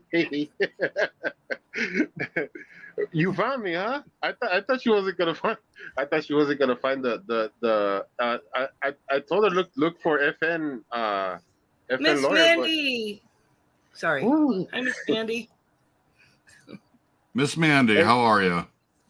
I wasn't ignoring you. I was just not looking at the chat. I wasn't ignoring you. What was I gonna say? Oh, about attacking a police officer. Domestic violence situations. #1 killer of police officers. I believe it. You get those heightened emotions in there, and people don't see the uniform. They just lose their minds. And I've known at least 2 police officers who were one was killed, and one was injured responding to domestic situations. So people really do have less fear of attacking a police officer nowadays. Oh yeah. I think 20 years ago you wouldn't have seen it, but today there's a little more disrespect. I know when I went through the academy in the 80s. All right, so we're going back 30 years. Even then, they said you go and do a domestic violence call, and the wife is the victim, and the husband is clearly the abuser, and you're taking him away. They're like, never, ever, ever turn your back on the victim, because now you're walking her meal ticket out the door. She didn't think about that. So, and I'm not putting the victim as the, well, she is the victim, but I'm not making her the bad guy. It's just when you have heightened emotions going on, people don't always make rational decisions. Their decisions are fueled by adrenaline. And I'd also like to say it's not always the woman that's the victim either. Oh, no. I'm just, right. For the example of what I'm saying, this is what we were told 30 years ago. Yeah. So, yeah, I'm not trying to be gender specific. I'm not trying to be relationship specific. It's just to keep the story short. Thank you, Doug. Yeah, we found that especially when I was on the juvenile team, we had to do a day rotation in the domestic abuse prosecution to give the DV attorney a day off. Each of us took a turn doing the day. So what we would find is that you would have the victim. It didn't matter male or female. But if that person was dependent on the primary aggressor for their income, they would fail to show up for court, change their story, minimize. And initially, I was gung ho about getting what we call capiouses, bench warrants, arrest warrants for the victims, when 2 or 3 times now we've had to continue the case because they don't show up. But after a while, I got to know some of the victims, and they would say, "What am I supposed to do? I don't have more than like a ninth grade education. I've got 2 kids that I take care of. Both are toddlers. What am I supposed to do? I depend on his income, so I minimize the story. They're minimized when they testify. Well, so I stopped with the getting bench warrants. A lot of it also is. I'm sure you're familiar with the power control wheel. Oh yeah. I mean, a lot of it's that too, regardless of whether you're a woman or a man. I mean, there's just factors there. Yeah, I mean, there's like some dynamics to relationships and stuff like that. It's some things might look, a certain way, but it's not abuse. And then there's other things that are abuse that don't look a certain way because the person acts, sweet or whatever, but they're really abusive. So it's like there's certain dynamics you got to pick it up, and I think officers or anybody who's in that field eventually gets it. They know. Yeah. They could tell who's being the manipulator. Yeah. And CPS, I don't say you're aggressive. I say you're too open. Like you're just always telling me what to do, and you should let me do whatever I want to do. Don't tell me what to do. Don't tell me what to hold your hand and stuff like that. That's all I'm saying. Well, Jerry, if she puts the collar on you, you're supposed to do whatever she tells you to do. I'll tell you, I found it's too late. It's too late at that point. It's too late once you got the collar on you. It's too late. I found that the women were far more aggressive when they were the abuser. Yeah. That they were more aggressive with frying pans, fingernails, knives, forks. Yeah. you would find that men they'd slap, maybe punch, but the women were way more deadly. Well, they when say in felines the females are the hunters, and I'd say in humans, don't piss off a woman. Don't. Yeah, good idea. I've always found Real good idea. if you get more than 3 women in a closed confined space, shit's gonna happen. Probably. Well, okay. Odin. it used to be, someone you get, like when you're in high school, it's a chick fight, and somebody goes in to break it up. It's like, dude, never break up a chick fight. You know why? Because clothes get ripped. Okay, but seriously, when you have anybody fighting, don't be the one person to go in and break it up. Because you're going to take those 2 guys who want to beat the crap out of each other. Now you're interrupting them. Now you got 2 people looking at you. Yeah. Don't do that. And women especially, because nails, hairpins, hair picks, those are popular still. Hair pulling. Gosh, I've seen some wigs come off and. Oh God, yeah. Why do you think cops wear clip-on ties? Yeah, exactly. Exactly. All right, I'm gonna pick it back up. And defensive tactics. We start with basic control techniques, and then we go into striking, how to properly strike, when we would strike, kicks, your stand-up fighting, if you will. And then we go into Gracie survival tactics, Brazilian Jiu-Jitsu. All that leads to their education of use of force. When can you apply certain things like pressure points? When can you strike somebody? When can you not? You have to train your brain to do this. That is the unofficial zenith physically of the academy. Everybody said, well, if you make it through DT, you're golden, because that's usually where the injuries occur. Broke my nose in 2 places up here. I pulled both my calves. I broke my pinky toe. My right hamstring. Thought I was going to pull my left last week, but no, we're good to go. You're doing a haphazard now. You're doing a haphazard on the street, you're going to get hurt. I really enjoyed DT week. I really liked the jiu-jitsu, the Gracie stuff, and learning that and knowing that it doesn't matter your size. If you know the techniques, you can flip over a 250-pound man. I am one of 2 female DT instructors on the department. I've been in a handful of fights on the street, and the guys that I have fought are 3 times my size. Just because we are women, it doesn't mean that people out on the street go, oh, that's a woman, I'm not going to mess with them. I'm not afraid to get my hands dirty and or get in the fight, not only to protect myself, but anybody else. It was a long week. They push you to the limits, especially with red men. Red man is no joke. I remember, doing all our workups before, to be out of breath and everything, and then going down the hall and they said, that's him. He has X amount of warrants. Go arrest him. And you look over and there's this, I would say, well over 200-pound guy sitting on this bench or couch. And I'm like, all right, let's go get my butt kicked. Everybody's just yelling. There's loud music going on. They're yelling, and you have to go and arrest the red man. Yes, sir.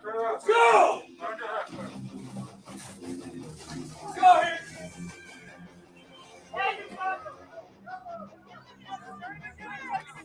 He literally just picked me up and threw me on the ground a couple times, which I still have bruises from. You look at this person, you're like, got him, no problem. Hands on, good to go. Next thing you know, they got you in the hucklebuck on the ground, and you're like, whoa, So you never know. Stay on him. He assaulted you. Let's go. When you see the videos of 6 people working on one person, I completely understand now.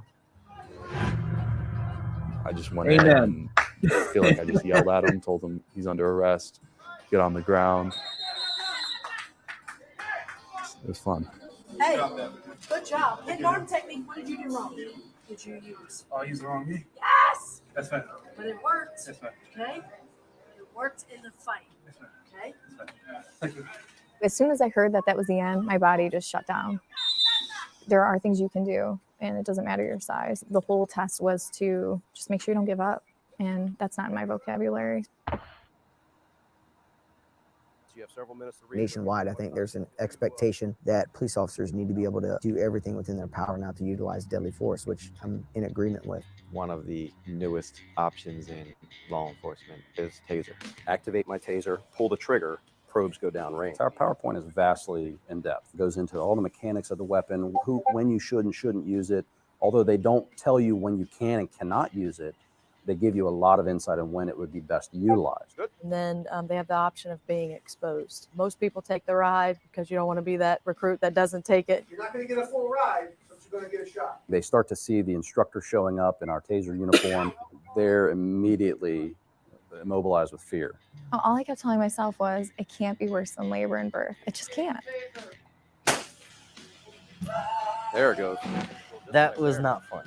Not fun at all. There you go. That was shocking.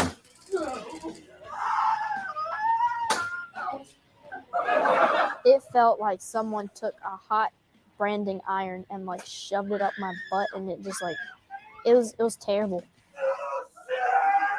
Oddly enough, I kind of liked the taser. I wanted to see if I could actually control what I was saying, and I was able to. I had something I planned on saying. I was able to say it. When the taser is actually discharged, it actually releases 2 probes, and attached to those 2 probes are bars. The taser produces approximately 1,200 volts per pulse at 19 pulses per second. My scenario was a little bit different than others. Back in 2008, I did have a mild seizure. So I was actually instructed to lay on the ground, and I had to crawl to a set of go bags. And I got to the bags. When I got to the bags, I didn't know what else to do. So I just picked the bags up and started throwing them everywhere. And then my ride was over, and that was it. And I was ready to get up and fight. Without those less lethal options, officers have to use more force, ultimately leading up to both injuries, as we discussed, but also potentially death. Understanding what we can and can't do in terms of use of force. That was another, big idea that we had to grasp. They're force multipliers. We use the OC spray. With the OC spray, they mandate it because there's always a chance that you'll get a secondary exposure. I spray you as a suspect, but that officer that's right next to you, he's going to get a secondary exposure. So we need to make sure that the officers understand what that feels like, so they have to get that exposure. Doug, you're behind the same brick wall. They get sprayed so they can understand what it feels like, and that's big when it comes to testifying. Doug, you're next. Against the wall, and I had to do some jumping jacks and all that. And next thing I know, spray across the face, some water to make it, a little more dramatic, and run. Water and makes then it hit worse. me. Boom. Oh, it spreads the oil. It was liquid fire. I guess for me, it felt like someone was stabbing my eyes with 1,000 tiny little plastic forks. I took it like a bitch. When they told us that we had to fight and, keep our eyes open, I was like, that's impossible. While you're fighting off the effects of the pepper spray, you then get to throw a couple punches and kicks at a couple steady bags. And after that, you're told to go attack someone who's trying to kill you. You know what they should do? They should throw leaves. Situation. They should throw leaves You don't before have they to get fight, pepper sprayed. you don't belong here. Like SGV. Yeah. They have to. They carry it. Open your eyes. Look at me, Houston. It's readily That available fucking on the guy. street.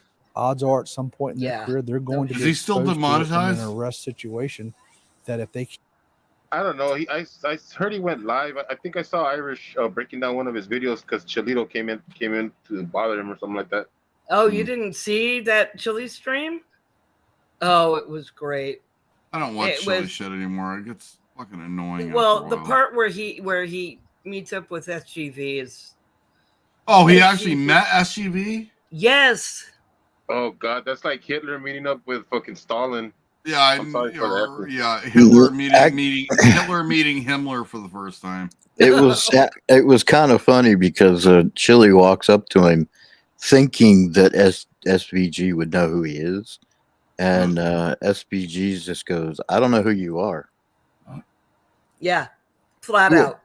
I don't know who you are. Who are you? Because Chili walks up to him and goes, "Friend, are we friends?" or something like that. I mean, just so grade school pathetic. And prior to SGV showing up, I know we're getting off topic. I'll make it quick. Prior to SGV showing up at this traffic stop, Chili was being actually pretty mellow. He was still a pain in the ass, but he's being pretty mellow. The minute that SGV and Pito Libre audits, they both show up, and that's when all of a sudden someone flipped a switch and Chili got aggressive towards the cops. Prior to that, he was being pretty damn mellow. But as soon as they showed up, he had to go into beta male mode, and start flexing what little muscle, he was. I wouldn't believe SGV didn't know who he is. I just think he's a punk like that. He wouldn't want to associate with anybody that he wants. Hey, that's fine though, because it dissed Chili hard. Yeah. He rejected what was his name? Monday. Ricky Monday. Ricky Monday. SGV rejected Ricky Monday. He's SGV's a prick, but I have a very bad distaste. SGV is on a completely other level. He's a racist piece of shit. Yes, he is. Exactly. But evidently, there's a video of SGV's point of view on Chili, what SGV recorded, and I haven't seen it yet. So I hear it's pretty funny. Well, what was funny to me was that Chili had like 200 people in his chat, which is 10 times more than what we have right now. But SBG had nearly 1,000. Yeah. So, but Chili was saying Chili used to be there too. He's gone down substantially to what he was when he first came out. People are sick of him. Yeah. And the more that we keep the pressure on him, he'll go away or self-destruct. Well, he's past self-destructing as it is. Hashtag free Charlie. Yes, absolutely. He's in full meltdown mode most of the time. Yeah, it's getting worse and worse. All right. Can't fight through it. Again, their gun is at risk. You're a professional. You have to know when you can escalate the situation. You have to know when you can de-escalate the situation. That starts from day one when they're at the academy, and it doesn't stop ever through the process of your career. Wrong decision could have life-altering consequences.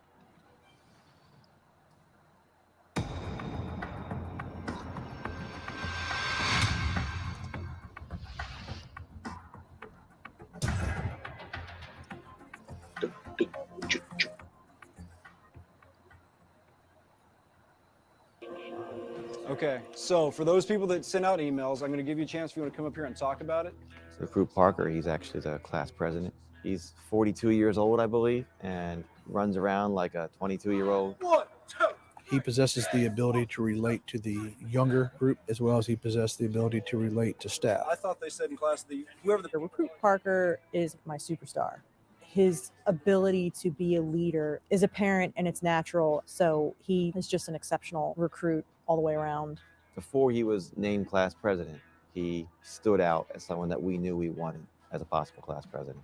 They asked for nominations. I had one person say, if I nominate you, would you accept it? And I said, yeah, I'll gladly, humbly take the nomination. And, they did the vote, and it was pretty unanimous, I guess, that people felt the same way. Vice President is Recruit John Sharp. Since the beginning, I've given him more responsibility because his ability to lead. Guys, your individual conversations need to be part of the bigger group. It was me and Parker. We sort of looked at each other. I said, I'm cool with being the vice president. You're the president.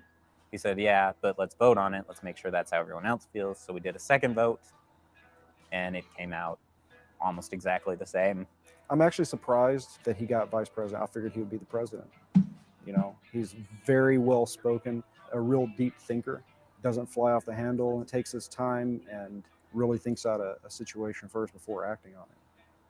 I can't speak for Parker necessarily, but beyond just wanting to get things done correctly and done quickly and efficiently, we actually want to see these people succeed.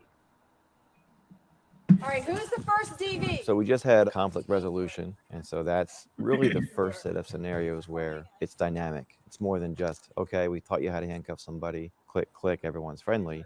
Well, conflict resolution is exactly what it sounds like. Typically, when we get called to the scene, they call us to help them figure out solutions to solve their problems. We've got to be able to communicate with people and handle their situations.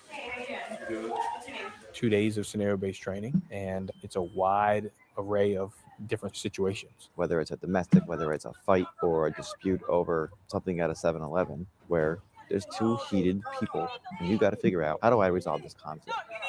And we do that at the Creed's training facility because we have things set up there that mimics banks, the convenience stores, condos, apartments, townhomes, everything that an officer or a new officer might encounter in the street. And so we have the scenario set up where they got to go in and figure out exactly what's going on, how to solve it legally. And do I need to make an arrest?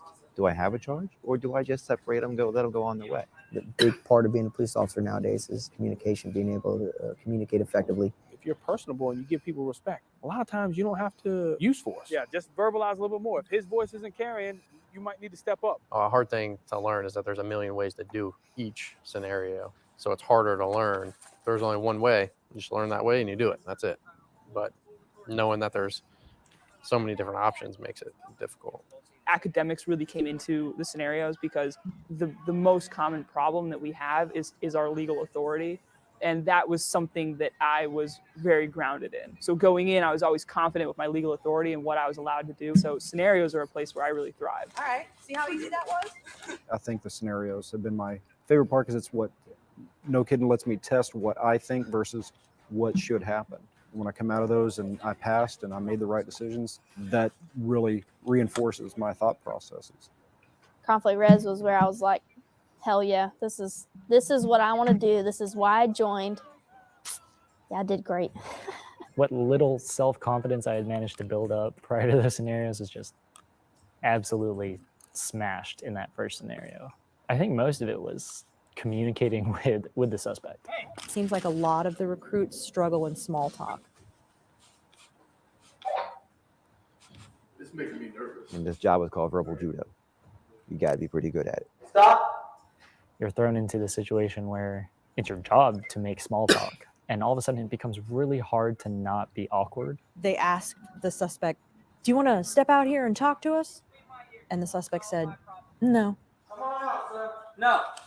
And the looks on their faces were like, well, that's all we got. There's so much going on in each of those calls that you really have to, mentally, you have to take a step back and see what's going on. The role players are just phenomenal. I sometimes think it's not a scenario. I think it's real life sometimes. These people are screaming. They're acting so well. He's not my boyfriend. I've never seen that man, and why do you rape me? They're putting on the full role of what they might be doing on the street. And they're carrying around sim guns, which are same as our Glocks we carry on duty, only they are paintball Glocks. Reality sets in that, okay, it's not just someone holding a plastic gun saying, bang, bang, I shot you. They actually see where they can get hit and understand that it missed their vest and that it could potentially be a life-threatening wound. And that's something you have to deal with and understand that stressor being a police officer. I shot somebody. I shot one of the role players, and I was like, it just was like, dang, like I shot somebody, you know. I was just nervous. I was scared that I shot somebody, even if it was just a paint round. But that was like the first time it really like got with me, like, this is real. That could have been a real gun, and I could have really shot somebody. A lot of these recruits are younger and have very little, if any, life experience. So we pull in the simunition training so that they get the realization of, if I make that officer safety tactical mistake, here's the consequence without it being death. I was partnered with Cordero. Trying to talk the man from killing himself wasn't the issue. It was more so, how do we get this man out? Murray was about to walk down the hallway, and I'm like looking at him like, no, we're not, because that doesn't seem like a good idea. You feel safe? I remember him like looking at me like, are you ready to go? And I was like, no. And then he starts walking and the guy grabs the gun and starts firing. One of the instructors behind me was like, they're like, recruit pay, like, you knew what to do. You're like, but you just didn't say anything. They're like, we need you to be able to take lead in situations like this. Like, you need to be a leader. You know, like, I was just overthinking the situation. I think, like, that's my biggest issue. Like, I will overthink the heck out of, like, the scenarios. I don't even remember pulling my gun out. I just knew that that's what I had to do, and I knew that I had to stop that threat. The scenarios that they go through have all those elements built in, from tactics to stress to violence. They tend to see who they are personally. Some folks accept it and are ready for the challenge. Some folks are like, wait a minute, I'm not sure I can do this. There's certain times in the training where there's always that what if in your head. I've tried to put myself in that mindset where what happens if this was an actual situation that we were dealing with? Once we graduate here and we go out on the streets, what's that first scenario going to be? I think Virginia Beach does an amazing job of preparing us for working on the streets, actually.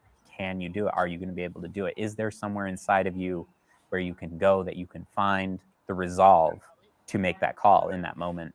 I would say that there are definitely some recruits who have not asked themselves that question enough times. But we do prepare them for those things. We show them videos. We dissect why an officer may have gotten injured or why an officer may have gotten shot at, and we try to prepare them for the best case scenario.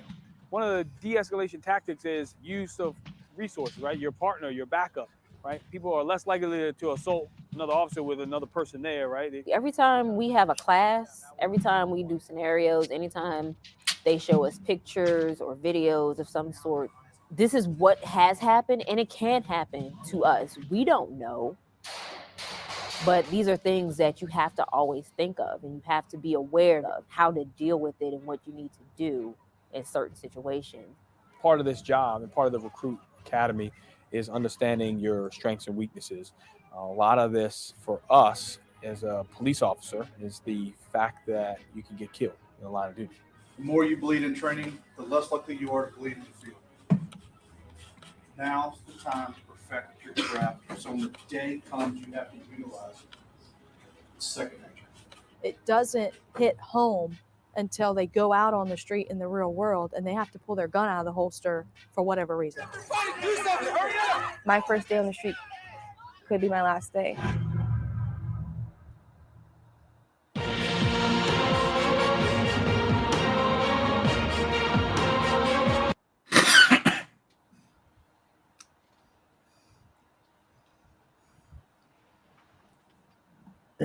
I hope some of those people who say, like we were saying earlier, cops are idiots. I hope they watch that. And that's just to get out to day one on the street. I want to FN, if you could highlight Peter's comment.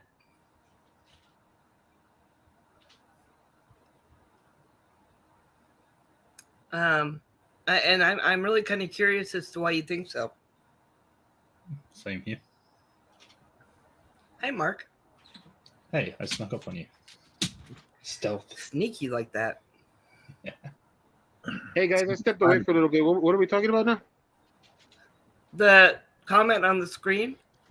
Don't we want trained police officers? Yeah. Exactly. How does that make sense? Police academy, a ridiculous concept. Well, Hi, J-Car. What Hey, concept is what concept is good? Police car. I don't know that just doesn't make any sense whatsoever. Oh, he's got another comment now.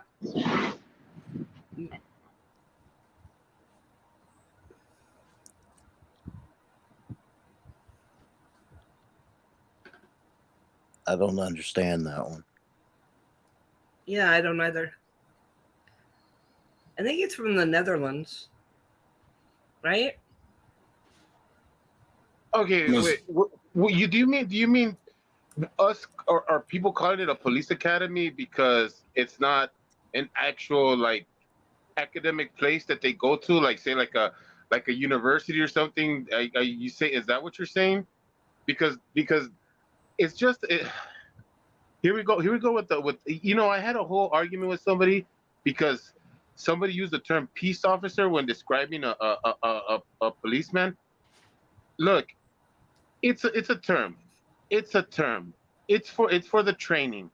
Get over it. It's not. Okay, wait.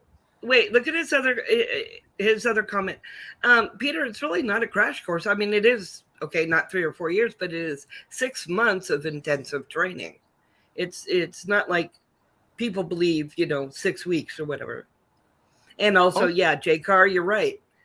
The Netherlands doesn't have the violence. Well, I and mean, weapons we have. drugs are fully legalized there, and I mean, honestly, I mean, I think we can all agree that drugs are a large portion of crime. Okay, I think I can agree on that. And here's another thing I want you to put together from the Netherlands and over here. Population, how many people per police officer are there in the Netherlands to the United States? If we are exactly the same population, then I would agree with you.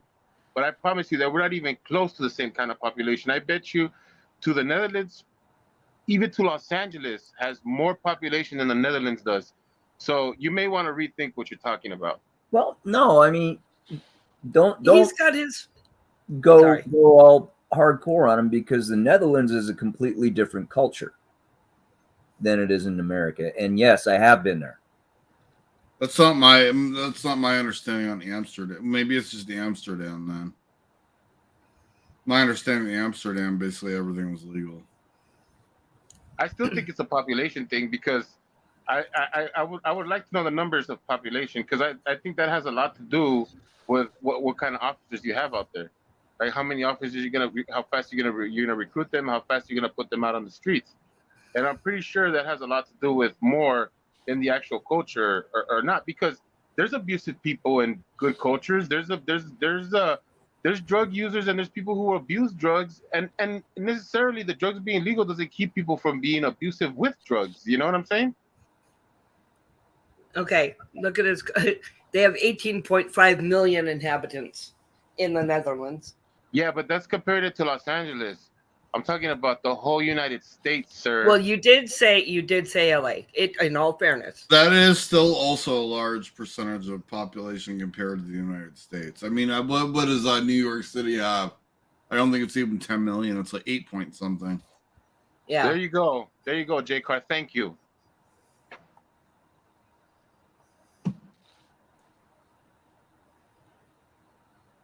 Yeah, I mean there is that. Yeah, when you take the countries as a whole, the discrepancy is huge. Don't forget too that an officer is not let out on their own until after the academy and anywhere from 1 to 3 years of probation under a training officer. Right. Before they're released to go, out and make decisions completely on their own.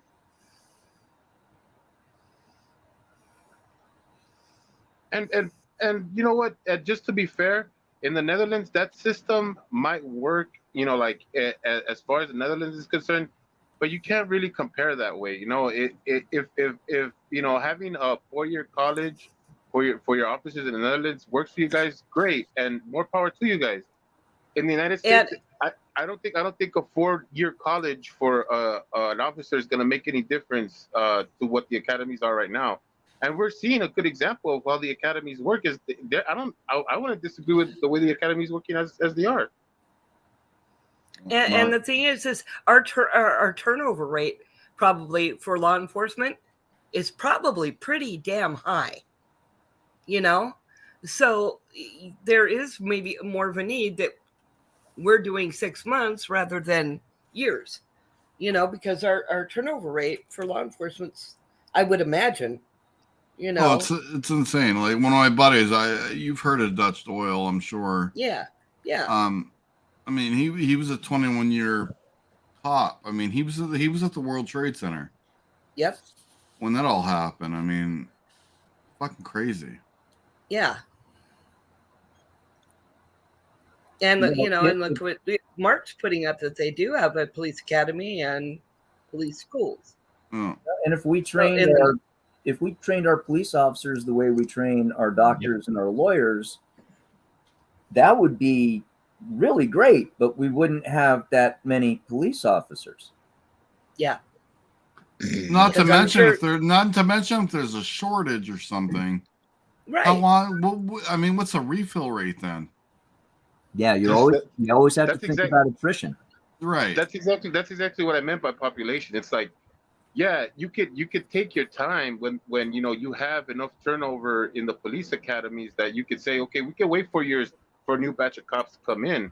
But when your population is huge and there's crime happening all the time, not to mention movements like BLM that are talking about defunding the police and stuff like that, that become millions of people That's fighting just against small precincts. You got to have a quicker turnover than a year. You know what I'm saying? It's just not practical. But I understand where you would want it to be that way. I get that. Like in a happy, like great society, our cops will be super well trained to the T the minute they hit the streets. But unfortunately, we don't live in that world. We live in the reality that we live in, and we have to live in that reality. I think there's a cultural difference as well. I hate to characterize it, but I think the Americans tend to be more violent. Right. And the There's culture too is more anti-cop, I believe, in the Netherlands. I'm not going to say that for a fact because I don't live there, but I would say here in the United States we have a very big anti-cop movement. As you can see, there's assholes like SGV who are cowards and jerks who just because they talk to the police a certain way, they get thousands and thousands of views. Unlike people like Blue Bacon who is a stand-up guy and will only get half that audience because he is talking positively about the police. yeah. Yeah, we can't spare. My city is. In fact, it was just on the news last night. We're 225 officers short from where we should be, and we can't staff two officers per car. Right. There was even a push some years ago to have officers have take home cars. We can't we can't have that. Those cars are in rotation 24 hours a day, 7 days a week. The We need every car we have to be out on the road doing their job. I mean, the take home car is a great idea as people see the police car in the neighborhood and tends to cut down on crime, but can't do it. We just don't have the resources. Yeah. A lot of departments too are experiencing the fact that when you have a take-home car, the cars are getting vandalized. Sure. So if you have a official police-only lot that you park your cars in, you're going to get a lot less vandalism, and that's just a reality that we need to deal with right now. Yeah, I mean, I'm retired, so I say it like I'm not. You can never underestimate the fuck bag factor. Exactly. And then the other part too is that you get movements that push these movements backwards, like defund the police. Like now that they're starting to understand that that's a dumb concept. So a lot of the places that went into quick ordinances to change the funding of police that made it difficult for them to put up fences around the parking lots are now trying to take it back and give these officers their fences back and stuff like that. But the thing is that it's stuff like that that's so aggravating because it's like they're already shorthanded. It's already shorthanded as it is to find people that are qualified to do the job. But let alone you got people who are getting pushed back on and just completely trashed because of one incident that people blow up 100 times over. And that's the thing that I'm tired of. I'm tired of people getting all bent out of shape because one cop made one mistake. Sure, if he made a mistake and he got fired and he got prosecuted for his mistake, that's fine. But let's take in consideration that was one cop out of millions of cops that are out there, and that one cop doesn't represent all of them, and they don't want to be represented by him either. So we got to stop that. We got to stop this culture that, oh gosh, look at what happened here, or let's inflame these situations. It's not helping. Well, exactly, because I mean, look at in Ironton with what is it, the Spolgerics, right? The cops, and they were bad. bad, or at least one of them was definitely bad, and so people like Chile are trying to paint them with the same brush, you know, and you know, like look at Chad. Chad's great. Yeah. You know, he seems like a great guy. You know, an Ironton auditor is, you know, doing ride-alongs and doing his auditing, and he's not turning around going, "Yep, they're all bad." You know, just because of one cop turns out to be a douche, I'd like does to not see mean them, the entire department is. rather than defund the police, Yeah. let's increase the funding for mental health. Yeah. Right. Oh boy. Yeah. Our Defunding the commu- police is the worst thing that could happen. I mean, what do we want? Anarchy here? Anarchy wouldn't be good. No, it And would not. And Peter, you're right. Cop watching is fine, but cop botherers should not be allowed. 100%. I agree with that. Sit from a safe distance and record. I don't think anyone has a problem with that. Yeah, the cops don't even have a problem with that. I'm sure. Yeah, you know, I agree with you. You know, Yeah, no, it's. I think that there has to be somebody has to get out there and write some legislation that is very specific to cop watching, and we need that now. And the frauditors have asked for this. They're over here doing all their idiot things that they do, and they've been asking for this. And I think there should be some legislation out there that's going to make it, you know, so that cop watchers, if you're going to be a cop watcher, you're going to have to sit at a certain distance. You're going to have to be quiet. You're going to have to know what you're looking for. And then when it comes to reporting it, it has to come at a different time, because you can't be sitting there and, you know, talking crap to an officer who's trying to do something, you know. And the other thing too is like people always, you know, like these frauders always like to say, it's just a camera. It's just a camera. Bro, it's not the camera that he's worried about. He's worried about you being somebody who is involved with this situation and might have a gun, and you might want to shoot him and kill him while his back is turned. And you want to act like, oh, it's don't be so paranoid. You don't know what they go through. I've seen videos where officers are treating somebody like decent, and that person turns around and kills both of them, both officers on the scene, with no remorse. Not you know, not like, oh, this guy was treating me nice. No, hell no. He executes them, and what did they do but treat him decent? And the thing is that this is what they go through. This is what they live through. And we're over here putting all kinds of pressure on them. Why? Because they gave me a ticket. Oh, because he yelled at me. Like, get over yourself. Randover, sorry. You know, going back to like the mental health issue, I currently have a friend who's in Ventura County Jail, and she lost her mind a while ago. I think that she has always been. I think she's always had issues, and she was she threatened someone with a knife at a 7-Eleven, and then the cops were called, and this is all on it's actually on YouTube through the police department. And when the cop rode up, and every cop in that town knew her since she was young, and it's a fairly small town. And they, you know, the cops, you know, going, you know, saying, hey, put down the knife, please put down the knife. He's begging her, and she charged him with the knife upraised, and he shot her.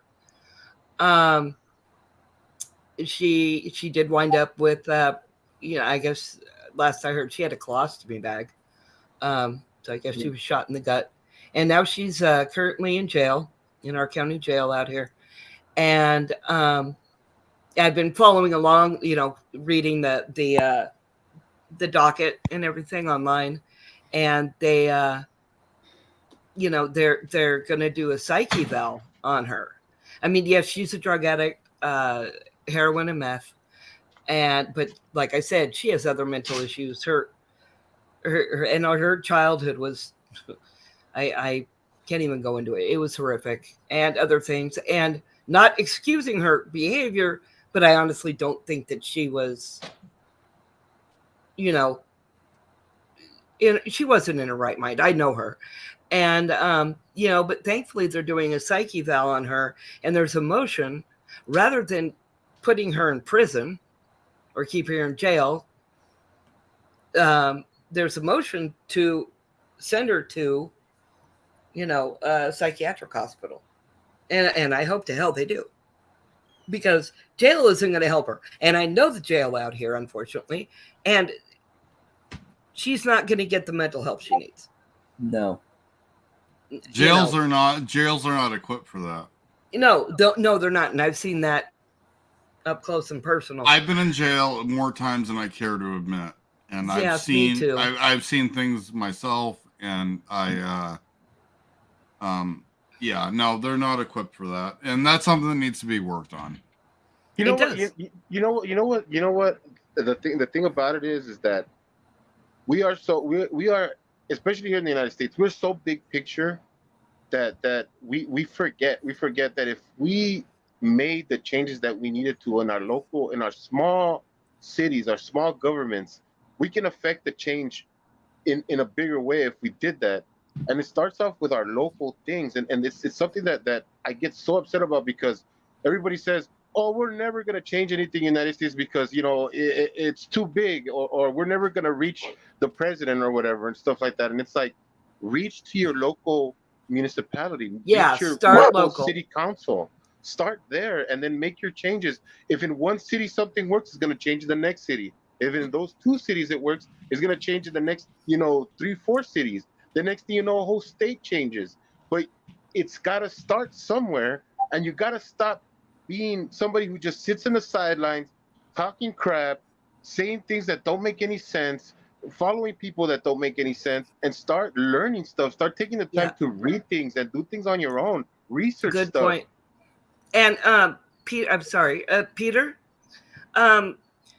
if they're not giving opioids to people with psychological problems, okay? I mean, that's not how they're medicating.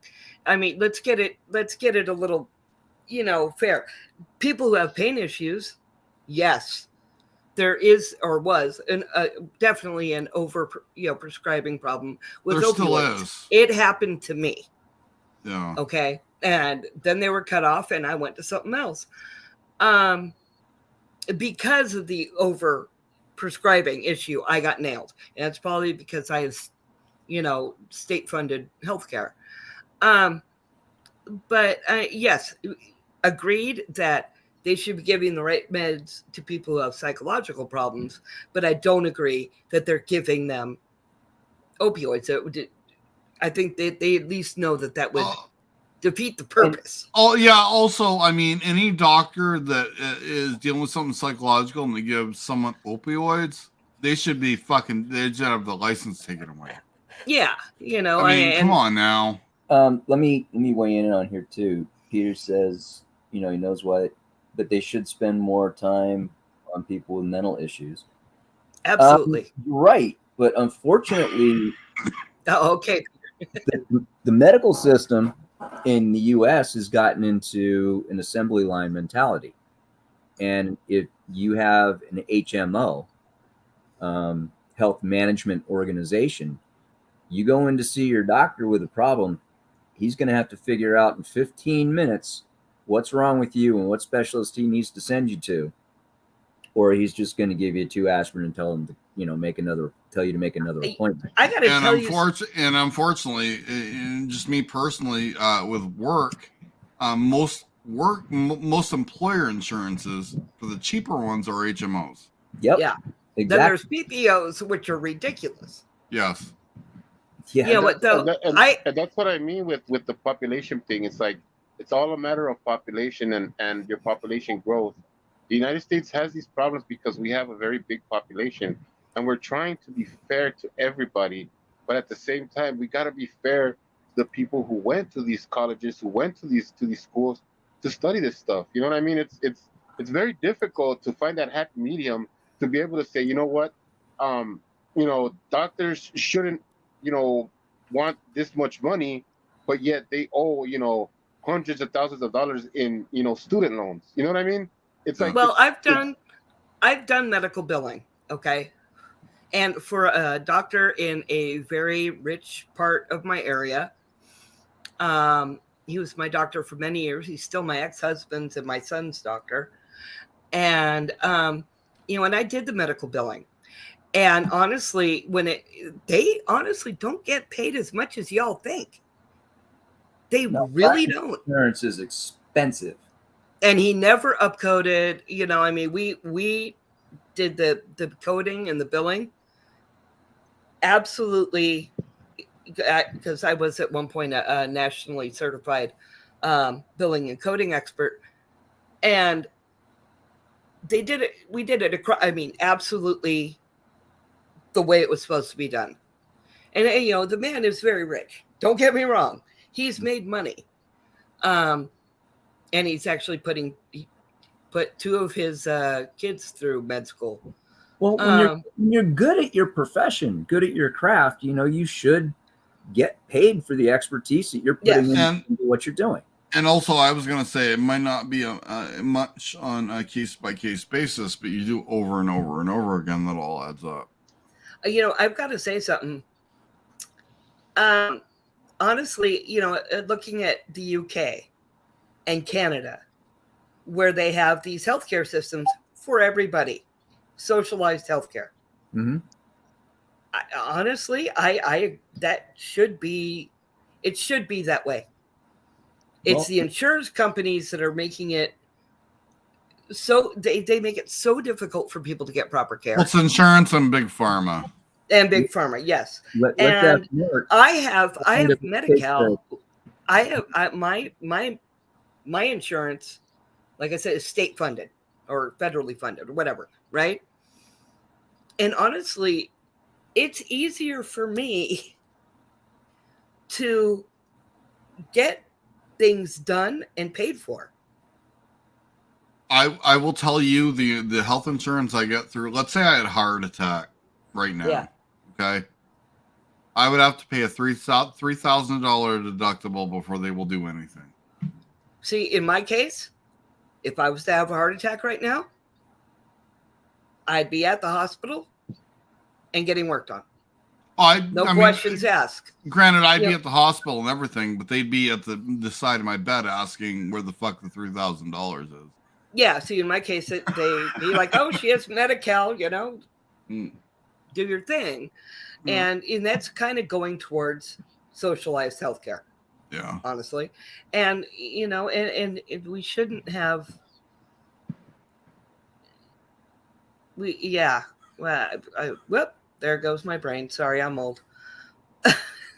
I just think that there are solutions to these issues. It's not gonna be easy because they're already in place. Some are in place. Some things are already it works. And to be able to revamp everything, you can't just get people off of their systems and put them into new ones. We're all gonna be dead before they fucking sort that out. Right. But I just for me, I always say the comparisons between the United States and a lot of other countries, it's always going to be population because people always want to come here. And even as far as us trying to slow down immigration and stuff like that, it's always going to be a thing where we're going to have our population growing not only from people that are here having kids, but people coming from other countries bringing their kids. So it's a sticky situation as far as that's concerned. I mean, I don't want to deny anybody the American dream if that's what they want. But I don't deny it either as long as they do it the right way. Exactly. And that's the thing is that's another part that's very controversial. That I think if my grandparents that came over here and they fought and they came over here at a time when there was amnesty for Salvadorians and stuff like that. Right. Fine. Yeah. They remember did that. They came over at that time, but you know what? When it was time for them to work for their citizenship, they worked for it and they got it. And it wasn't, it wasn't a thing where they let it expire and stuff like that. And if all that stuff happens, it happens. Like I said, I'm not wishing for people to get thrown out of here and their kids thrown out of here or anything like that. But the point is that our population is huge, and if people are not going to do what they need to do to stay here, then You know, I'm There's sorry. You know what I mean? there's already a process for that. Just go through the process. You don't need to do it illegally. Yep. Just do it. Yeah, Peter, like myself, I can't work, and out here when you have very little income, then yeah, you know, then the government steps in and gives me health care, which is great. And like I said, in some ways, it's better than any HMO or PPO I've had. In some ways. Yeah, and like I said, Peter, that has a lot to do with population. I know, I know that those. Where can you choose not to pay taxes? That blows my mind. I mean, That's what I mean. See, the culture of the Netherlands has to be the way it is because of the population. If it wasn't I guess for the if it wasn't for that low amount of population, they couldn't get away with that kind of stuff. You know what I mean? It's like how could you not have people pay taxes? You know what I mean? I know in the U.S. Well, like, people do. I claimed 9 for like 5 years when I was younger. Ooh. And yeah, that caught up with me. And no, I can assure you, I did not have a choice of paying those back. Yeah, single zero. I always did single zero. Yeah. Yeah. Take it. Just take the damn money.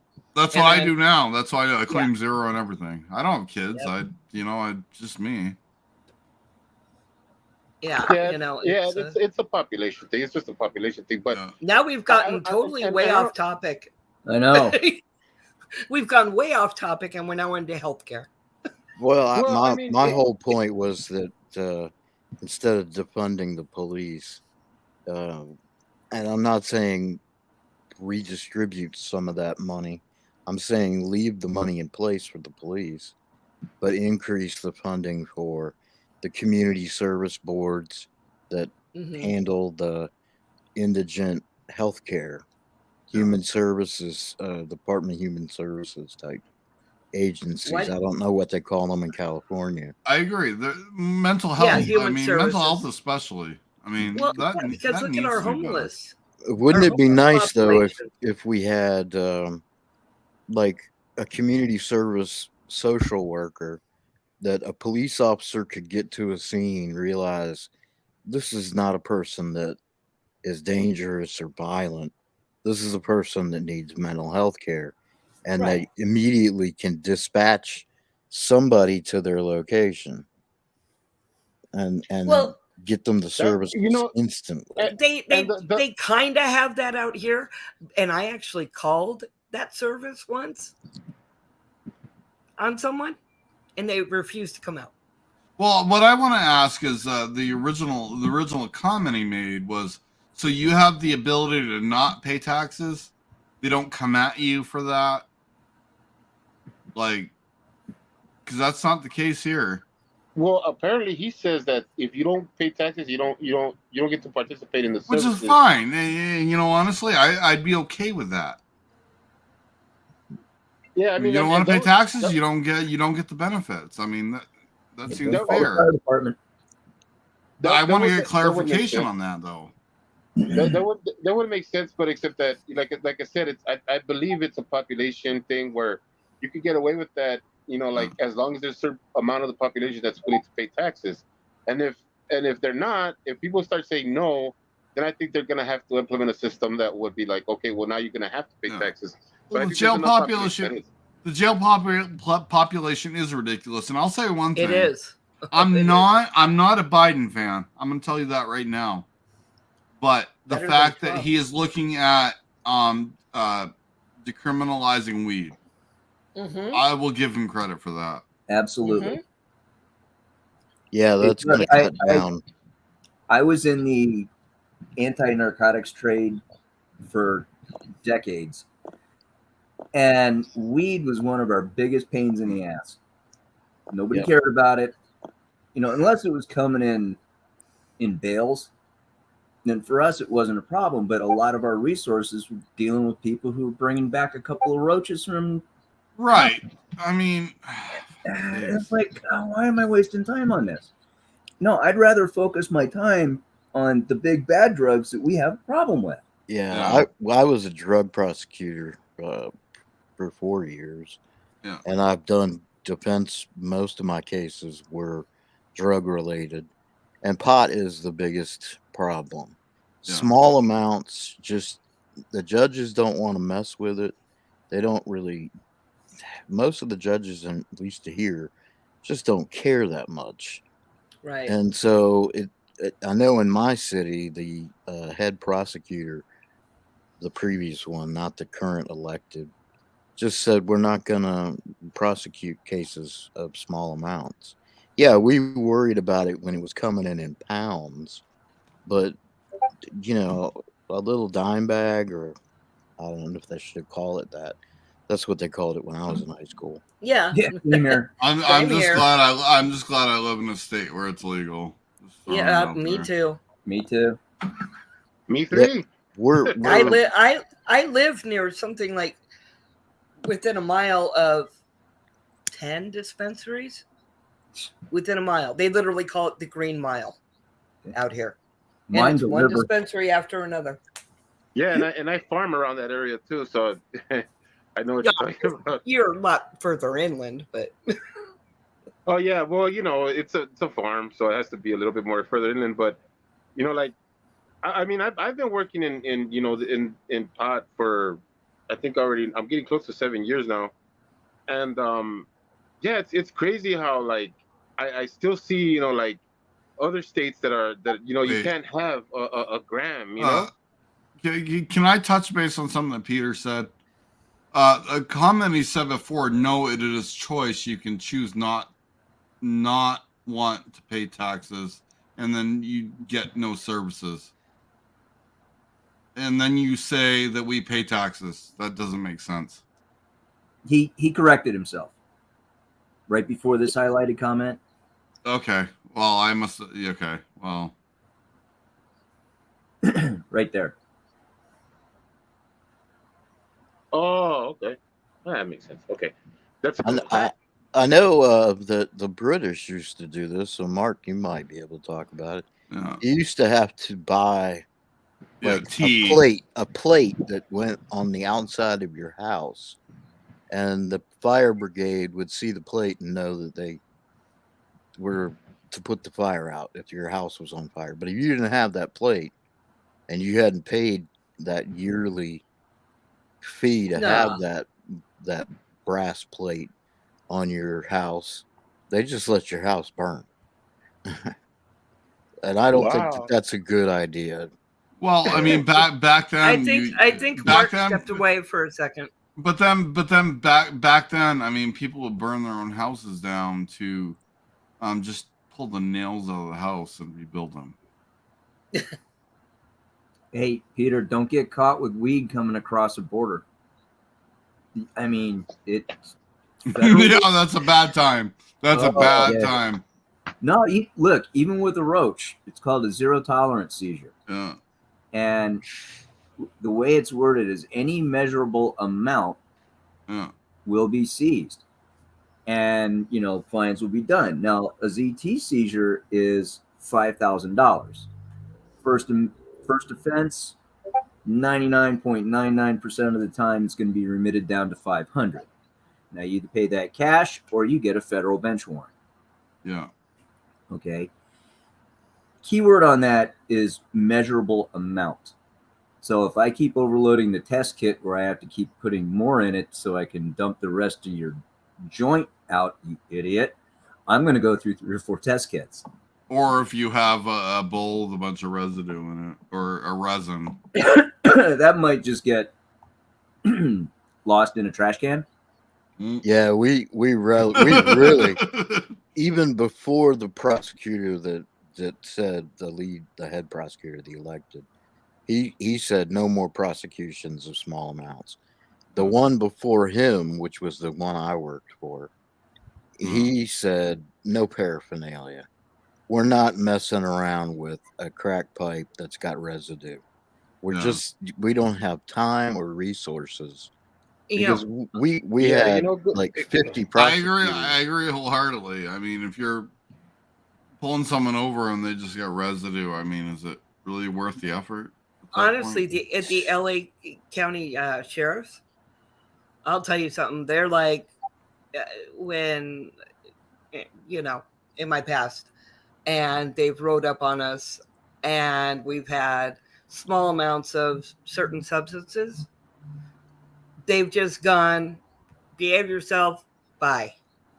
Because they don't want to deal with it. They're like, yeah, it's little. It's not like you're out there, Yeah, good old boy.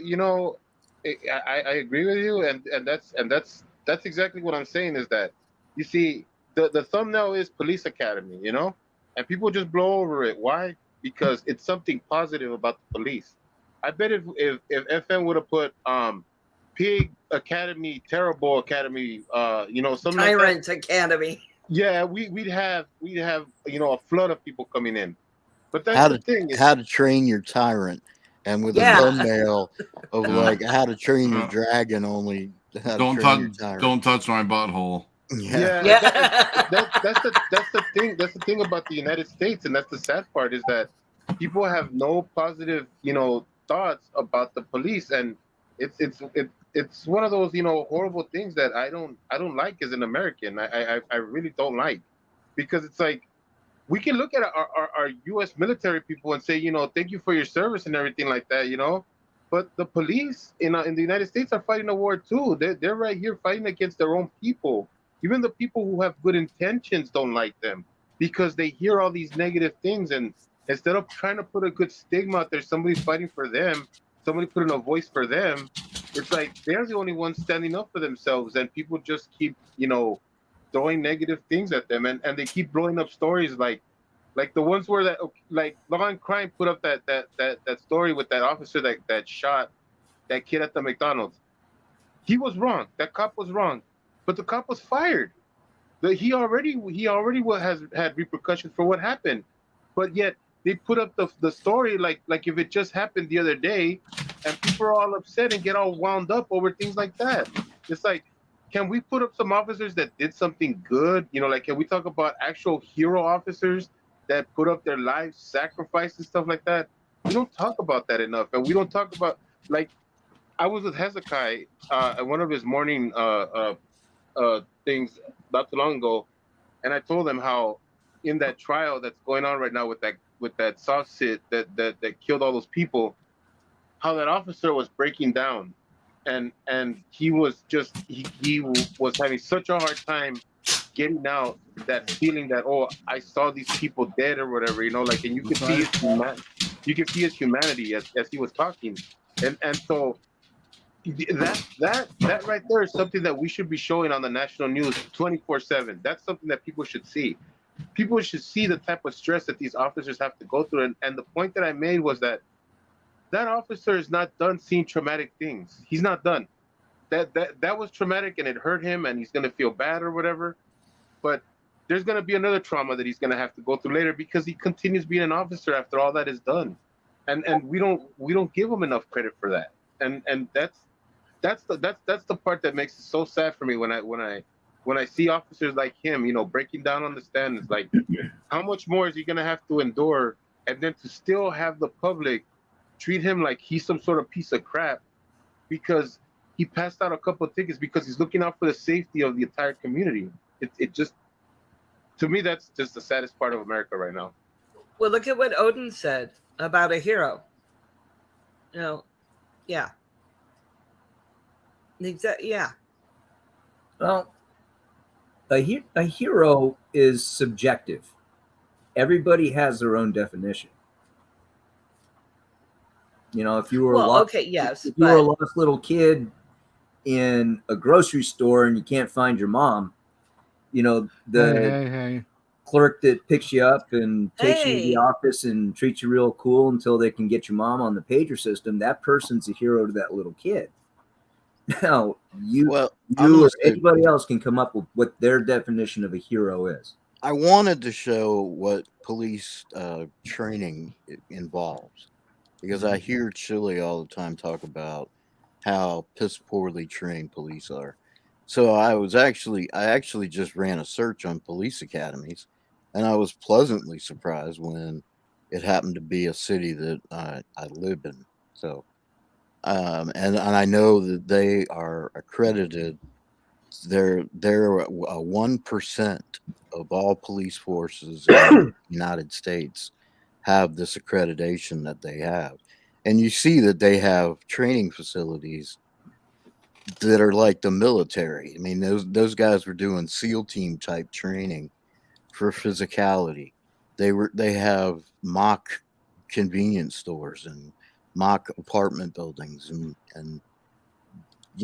they can, like the military has mock Arab towns in the desert that What's they this train accreditation? at. So I know that they had a lot of good facilities. So I wanted people to see that, cops aren't just some guy they give a gun and some handcuffs to and say, okay, go. They do get trained. They are taught to how to de-escalate, how to properly apply handcuffs. Can I can I jump in here? You're Sure. gonna probably get pissed. I believe cops should get more training on like how to do welfare checks where they ain't going into the house and the person isn't answering. They try to wake the person up and the person grabs a weapon and the cops are like, "Oh shit, I better kill the person." I agree 100%. Well, it's not. Also the thing is that like I've told you, like I've said, like I've reiterated a bunch of times. We look at certain scenarios and people blow up the scenarios where the cop made a mistake.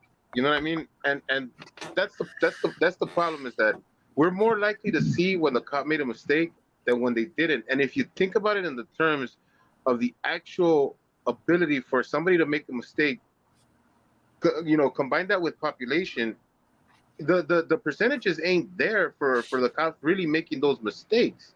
Because if you think about it, think about the last story you heard of a person who went through that, right? Where a cop made a mistake where he got shot. And think about that scenario, how many times it's multiplied over and over again, okay? Now, at that multiplication, at that Jesus Christ, you multiplication, talk too damn much.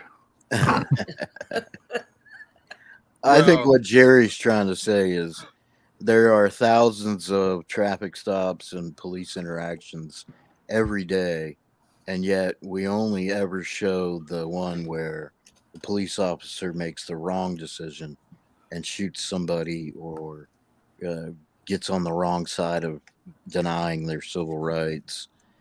The percentage of times that happens in comparison to how many interactions occur every day is very, very low. Yeah, they show more of the bad interactions instead of the good interaction.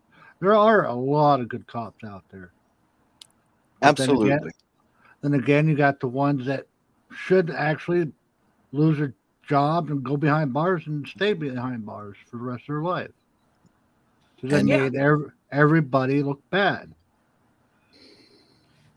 And should be blackballed from ever working in law enforcement ever again. Yep. If you trample on somebody's civil rights and constitutional rights, and it's blatant, and you repeat offender, there's a lot of complaints on you. Instead of leaving one department and going to another, there needs to be a almost like lawyers and doctors have, that follows you around. It's on your record forever that you were suspended at some point in your state, or you were disbarred and had to get your license back. They should have. Oops, sorry. That just follows you. If I tried to go to another state, they would be able to see what has been done in my state. Like but they don't track police like that. Like a personal badge number that follows you from one state clear across all 50 states. Here's your jacket. Yeah, that makes sense. Yeah, a national registry of police officers, so that when they get blackballed out, let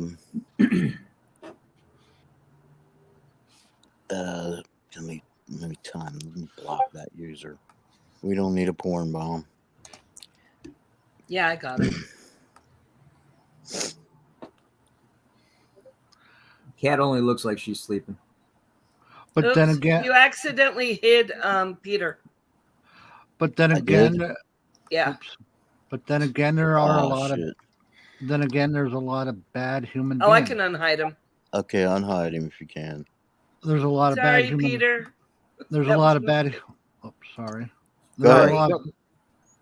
There's a lot of bad human beings. If they didn't break the law, the cops wouldn't be there in the first place. True. Yeah, Very that true. Peter said that. You know, he said something to the effect of, if you don't want police interactions, don't break the law. And every time I had police breaking the interactions, law, pretty asshole. much I was breaking the law. You know, I mean, it's not proud of it, but there it is. Basically, you asked for them to come, so they came. Yep. Yeah, I'd say Chili gets pulled over, not because they say, "Oh, look, there's Chili DeCastro's car. I'm going to pull him over and harass him." No, it's because Yeah. he's doing 90 miles an hour in a 55. That Yeah. fucking mental midget. I so wish they'd get him for holding two phones while speeding down the road, staring at the damn chat.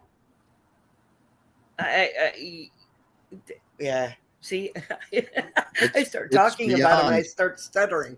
It's beyond distracted driving. I mean, Oh yeah. it's far worse than any texting and driving. Yeah. Having two phones, he doesn't have his feet on the pedals or his hands near the wheel, and he's just flying down the road at 90 miles an hour. Honestly, why can't he get a mount? What's wrong with him getting a frickin'? I have a cell phone mount in my car. Didn't they do a study on how bad that is? It's compared to drunk driving. It's Yeah, it like ranks 10 up times, there, I believe. 10 times worse than drunk driving, something like that. I don't know if I it's 10 believe it. times worse, but it's just as bad, if not worse. Yeah. I got he's rear-ended 58. last year, and the reason why I got rear-ended was because the kid in the truck behind me was looking at his phone, and he admitted it right off the bat. He was a good kid. He was raised right. But yeah, I mean, he was on his phone. He looked down at his phone, and wham, right into the back of my car. And I wish I didn't have to pay taxes. Would be nice, wouldn't it? Well, over here you can, in theory, now be arrested if your phone goes off in your car. If it goes off. Yeah, if you get a text message or something like that. Wow. If it goes up, but you're not answering it, it just dings. In theory, yes, but usually, in terms of its application, it will be if you turn around and look at the phone, or if you interact with it in any way. Yeah. Okay. Well, that. Yeah, I'd say, how would you enforce that? If you Yeah. had, if I have my phone in my mount on my dashboard, and I see a text message goes ding, I'm just not going to touch it until I get to the stop. You know, my next stop, my next location. So, Yeah, they really cracked down on it here. You know, okay. You know, I have actually interacted with my You're not phone. even allowed to touch your phone unless you are. Yeah. You can if Pulled you're over. using it to pay at like a drive-through or something like that. I would if you use, hope. like, Apple Pay or Google Pay or something like that. But other than that, your phone is to stay out of the way at all times. You know, the only exception is contacting emergency services. You're allowed to do that, obviously, because it's an emergency. But can you do hands-free, like make a phone call and do hands-free? You can, although generally speaking, it's best to not risk it. Wow.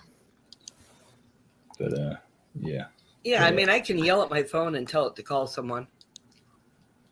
You know what I mean? Yeah, you can get Siri to dial for you. Well, Not Siri on my damn. It's Google Girl.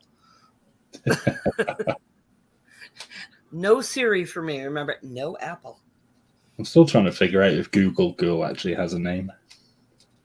I don't know, but that's what Radical calls her. So. Sorry about that. I hit the wrong button. No problem.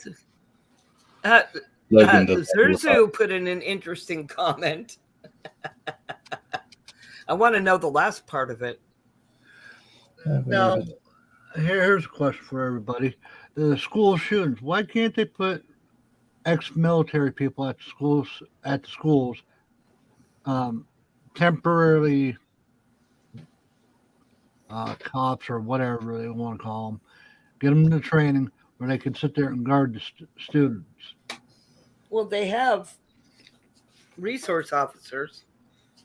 Yeah, I have a lot okay. of schools, but look at didn't do a great job in some cases. Because you got all these ex-military people out on the street, yet we're flying people in from other countries. That's another story. Why can't we put them in the school and have them guard the school? That's a good question. We have school resource officers in my city, so you have police officers that are assigned to schools. I'm thinking like, oops, sorry. Oh, I was going to say they've got them in a lot, even in our area, in my area, we got them. It's one officer. They rotate through, I imagine, from the department. I'm sure it's a special training assignment where you have to go figure out what are you going to do with an active shooter in the school. Yeah. But it's just one person. And I'm all for arming teachers that want to volunteer and go through the training alongside these officers of what are you going to do in case of an active shooter. You're armed. And you also have to understand weapon retention. You got some big students in junior highs and high schools. There's I'm just a lot to do with that, but there's something needs to be done, and I don't want it to be an overreaction of settle it with guns. That's one option, but we need to think of some others and maybe jigsaw puzzle them together so we have a workable program. I get that, but what happens with the gun at the end of the school day? Take it home. I imagine it goes home with the officer or with the teacher. And what if these kids know this? Some psycho fucking kid, excuse my language, sorry. It knows that this teacher's going to do that and goes after the teacher. I'm really good at worst case scenarios. Imagine a student going after an armed teacher would be a bad idea. Then again, you're not killing an innocent kid. You're losing one instead of many. Yeah, true that. I mean, I'm all for. Sorry to put it that way. No, it's the what is it? Star Trek. The idea of having armed teachers is they'd be carrying or have concealed weapons. So, the idea of having a concealed weapon is nobody knows you have it. Yeah, the kids are smart. I'm just like I said, I'm all for it. Honestly, there's got to be something's got to be done because the problem is not going to go away. But then again, the government needs to stay out of parents' business and allow parents to discipline their children with how they see fit up to a point to where it comes abuse. I do get that up to a point. I do believe this whole culture of I mean, I rarely hit my kid, but there was a couple times that he damn deserved it. A smack on the ass or a pat on the head, and he knew, and he's a really, really good kid now. He's 22 now, and he turned out okay. I think kids of our generation were just raised differently. My father would just, if I was acting up in a store, he would just give me the look, and I know Oh you yeah, know my the dad. look. Yes, You my know dad the had that. look. Oh yeah. And he would just turn and look at you with that. You keep that up, and you're gonna have a problem when we get home. And Yeah. instantly, you settled down and stopped. Or your mom could say, "I'm so disappointed in you," and you just start bawling like a baby. Yeah. Oh yeah, if my mom ever told me I'm disappointed in you, it would be like heartbreak immediately. Like no.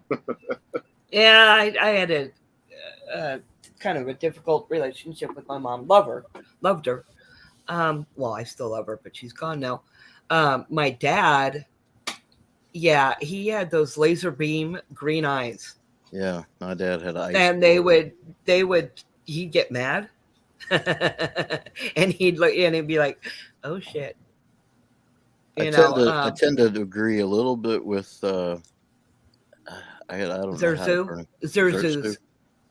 Um, I believe in armed citizenry, and I'm an NRA life member. Have been almost my entire adult life, and I see in the monthly magazine they have a section called the Armed Citizen, and all the times that armed citizens stop crime.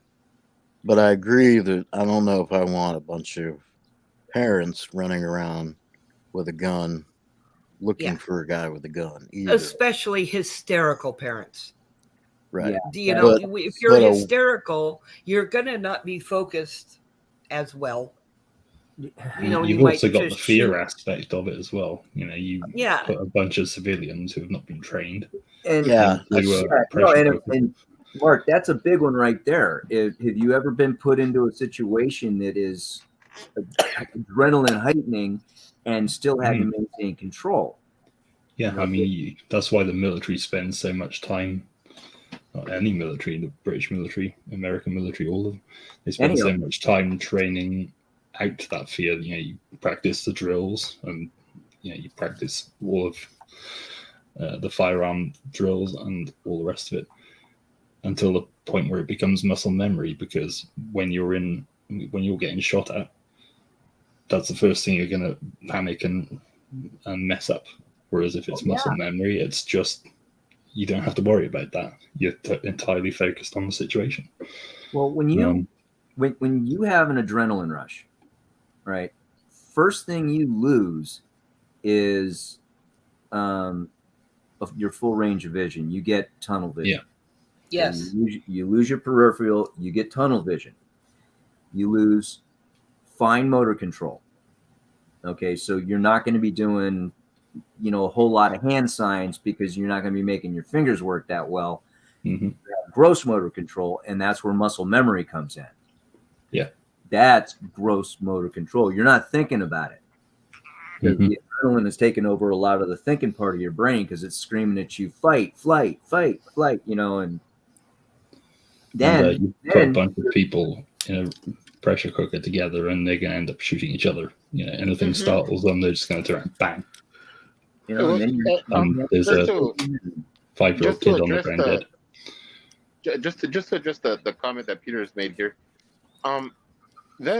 that's a generational thing. Honestly, I believe I do think that a lot of the people that they're coming up to be adults right now are part of this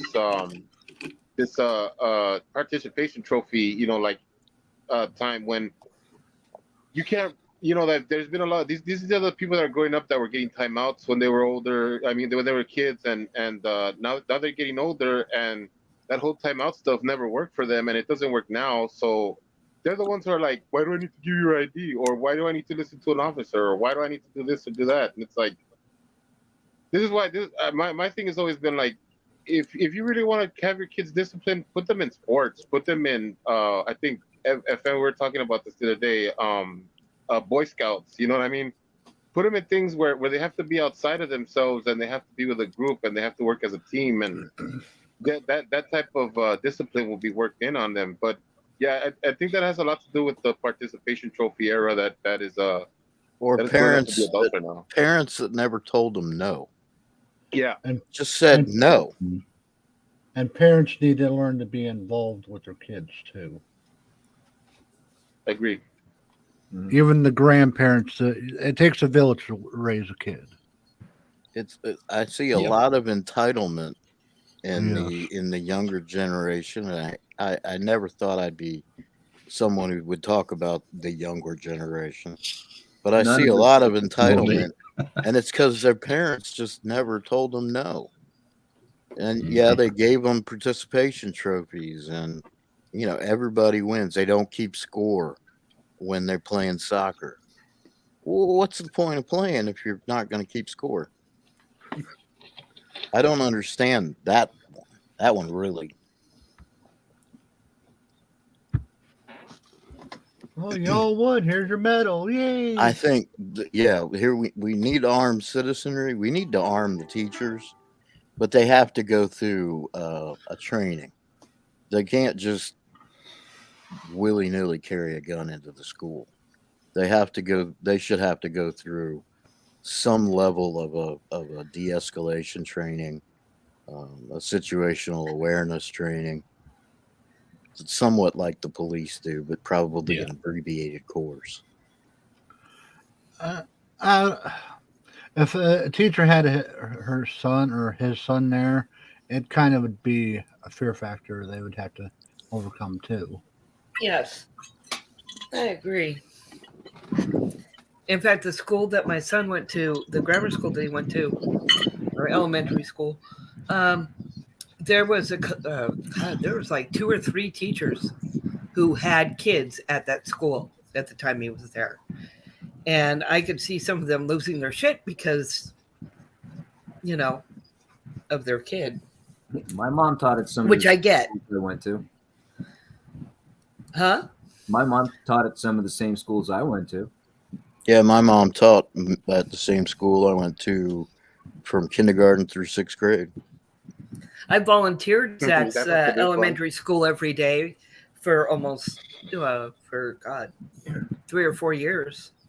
What's interesting though, with the way schools are security conscious these days and parents are security conscious, and I don't want to say, hey, I used to have to walk 5 miles in the snow uphill both ways. Yeah, I know you didn't. Yeah, no, I didn't. But if a parent was dropping their kid off at school, that you were lucky. I mean, you either sit on the school bus or on a bike or on foot. Oh, hell. Where I went to high school, it was probably a couple miles at least. Mm-hmm. And the last part of that going home was uphill and fairly steeply. And, and it's hot as shit. Okay. It was miserable, but I did, that's what I had. I that only had a school bus in elementary and middle school. Yeah, you know where Simi High is, right? Yeah. Okay, the southwest corner, just a few houses away, is where I lived. Oh, okay. My junior high was Valley View. Yeah, that's where Okay, that's a mile and a half away. If I miss the bus, I'm on my bike. Yeah. No, this Mom, come take me to school. Yeah, I couldn't miss the bus for middle school because it was in a totally different city, because that's when they started the GATE program. So, Well, for elementary school, magnet school. obviously mom taught at the school, so I rode with her every morning, and then I stayed way after school until she was ready to go home. But then in junior high school, because I only lived about a mile and a half away, the buses they only come pick you up if you're like 3 miles or more. So I rode my bike every day to junior high, and then only the first 2 years of high school I rode the bus because I got my car the summer of summer between sophomore and junior year. Then I just drove myself, which was great because I would skip class the first 2 or 3 bells and we would go surfing and then show up. I'm gonna drop off, friends. I gotta go. Somebody came to pick me up already. So, okay. Yeah, you're gonna go to Applebee's, right? Apparently, I got a date to Applebee's that I never started, but okay. Well, we all saw it, so you're committed now. We're at about the 3 hour mark, and I know that Cripple Cat's got to go over to Artie. Yeah, in an hour and a half. Well, we've been at 3 hours, so. But I do want to show the second half of that, which is episodes 6 through 10. Yeah. On another live stream, so because it's still really interesting stuff. I'm up for that, and that was fun. I thank you for showing me that. Yeah, I appreciate it. I've seen it all the way through, and it's really good. Sorry, Odin. Sorry. You're good. Thanks for letting me up, FN. Hey, no problem. I'm glad Thank to have you for everybody being here. Yeah. Yeah, Thank no, you, feels good. everybody. Thanks, everybody, Yes. for coming out. I really appreciate it. I appreciate Everybody in support. chat, everybody And, on panel, even yeah. Doug D. Anybody want to have any final remarks before we close out? Just bye. I'm going back. All right, bye, Jerry. Okay, bye, Jerry. Ciao, Jerry. Yeah, Uncle Artie is going to be streaming at 6 Pacific time tonight, and he wants to torture me. I mean, I have to be up there to torture him, so that'll be happening. And he's going to lampoon Chili tonight. Oh, of course, yeah. And Uncle Artie hit over 1,000 subs, so yeah, that's what the stream is about, and it should be absolutely silly, as per usual. So yeah, that's happening tonight. So And that's 7 Pacific. 6 Pacific. 6 Pacific, 7 o'clock. It'll be Artie- 8. It'll be 8 Central Artie's and time, 9 o'clock my time. yeah. Yep. And middle of the night for poor Mark. Yeah. Yeah. Like That's 2 a.m. kind of the way it works, Yeah. unfortunately. Sounds Yeah. about right. Everybody forgets about me. Oh, Mark, I stop. just want to say to Peter, no, we didn't misunderstand you, and no worries. You know, your comments were really great. Yeah, I appreciate his comments because it helped with the discussion. Yes, absolutely. Wait, hang on a minute, you guys. What's today? The 10th. All right. Well, Now not it for me. says it's scheduled for the 11th. I could have swore it was for the 10th. I'm pretty sure he changed it, that person. Hang on, let me check something out here. Damn him. See what he does? Messing with my mind. Let me see. Did he send me a DM? No.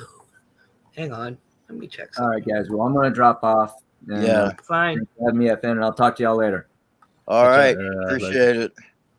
Yeah, I think it's been 3 hours. We can end it here. And Okay, yeah, he did push it back until tomorrow. It's on his community page. Didn't DM me. But yeah, okay. So tomorrow. Yay. Sounds about right. all right. Wait. Well, I appreciate everybody coming out. Thank you. And we'll end it right here. Have a good Thank one, everybody. you. All right. FN. Thanks. All right. Bye-bye. All right. See y'all. Love ya.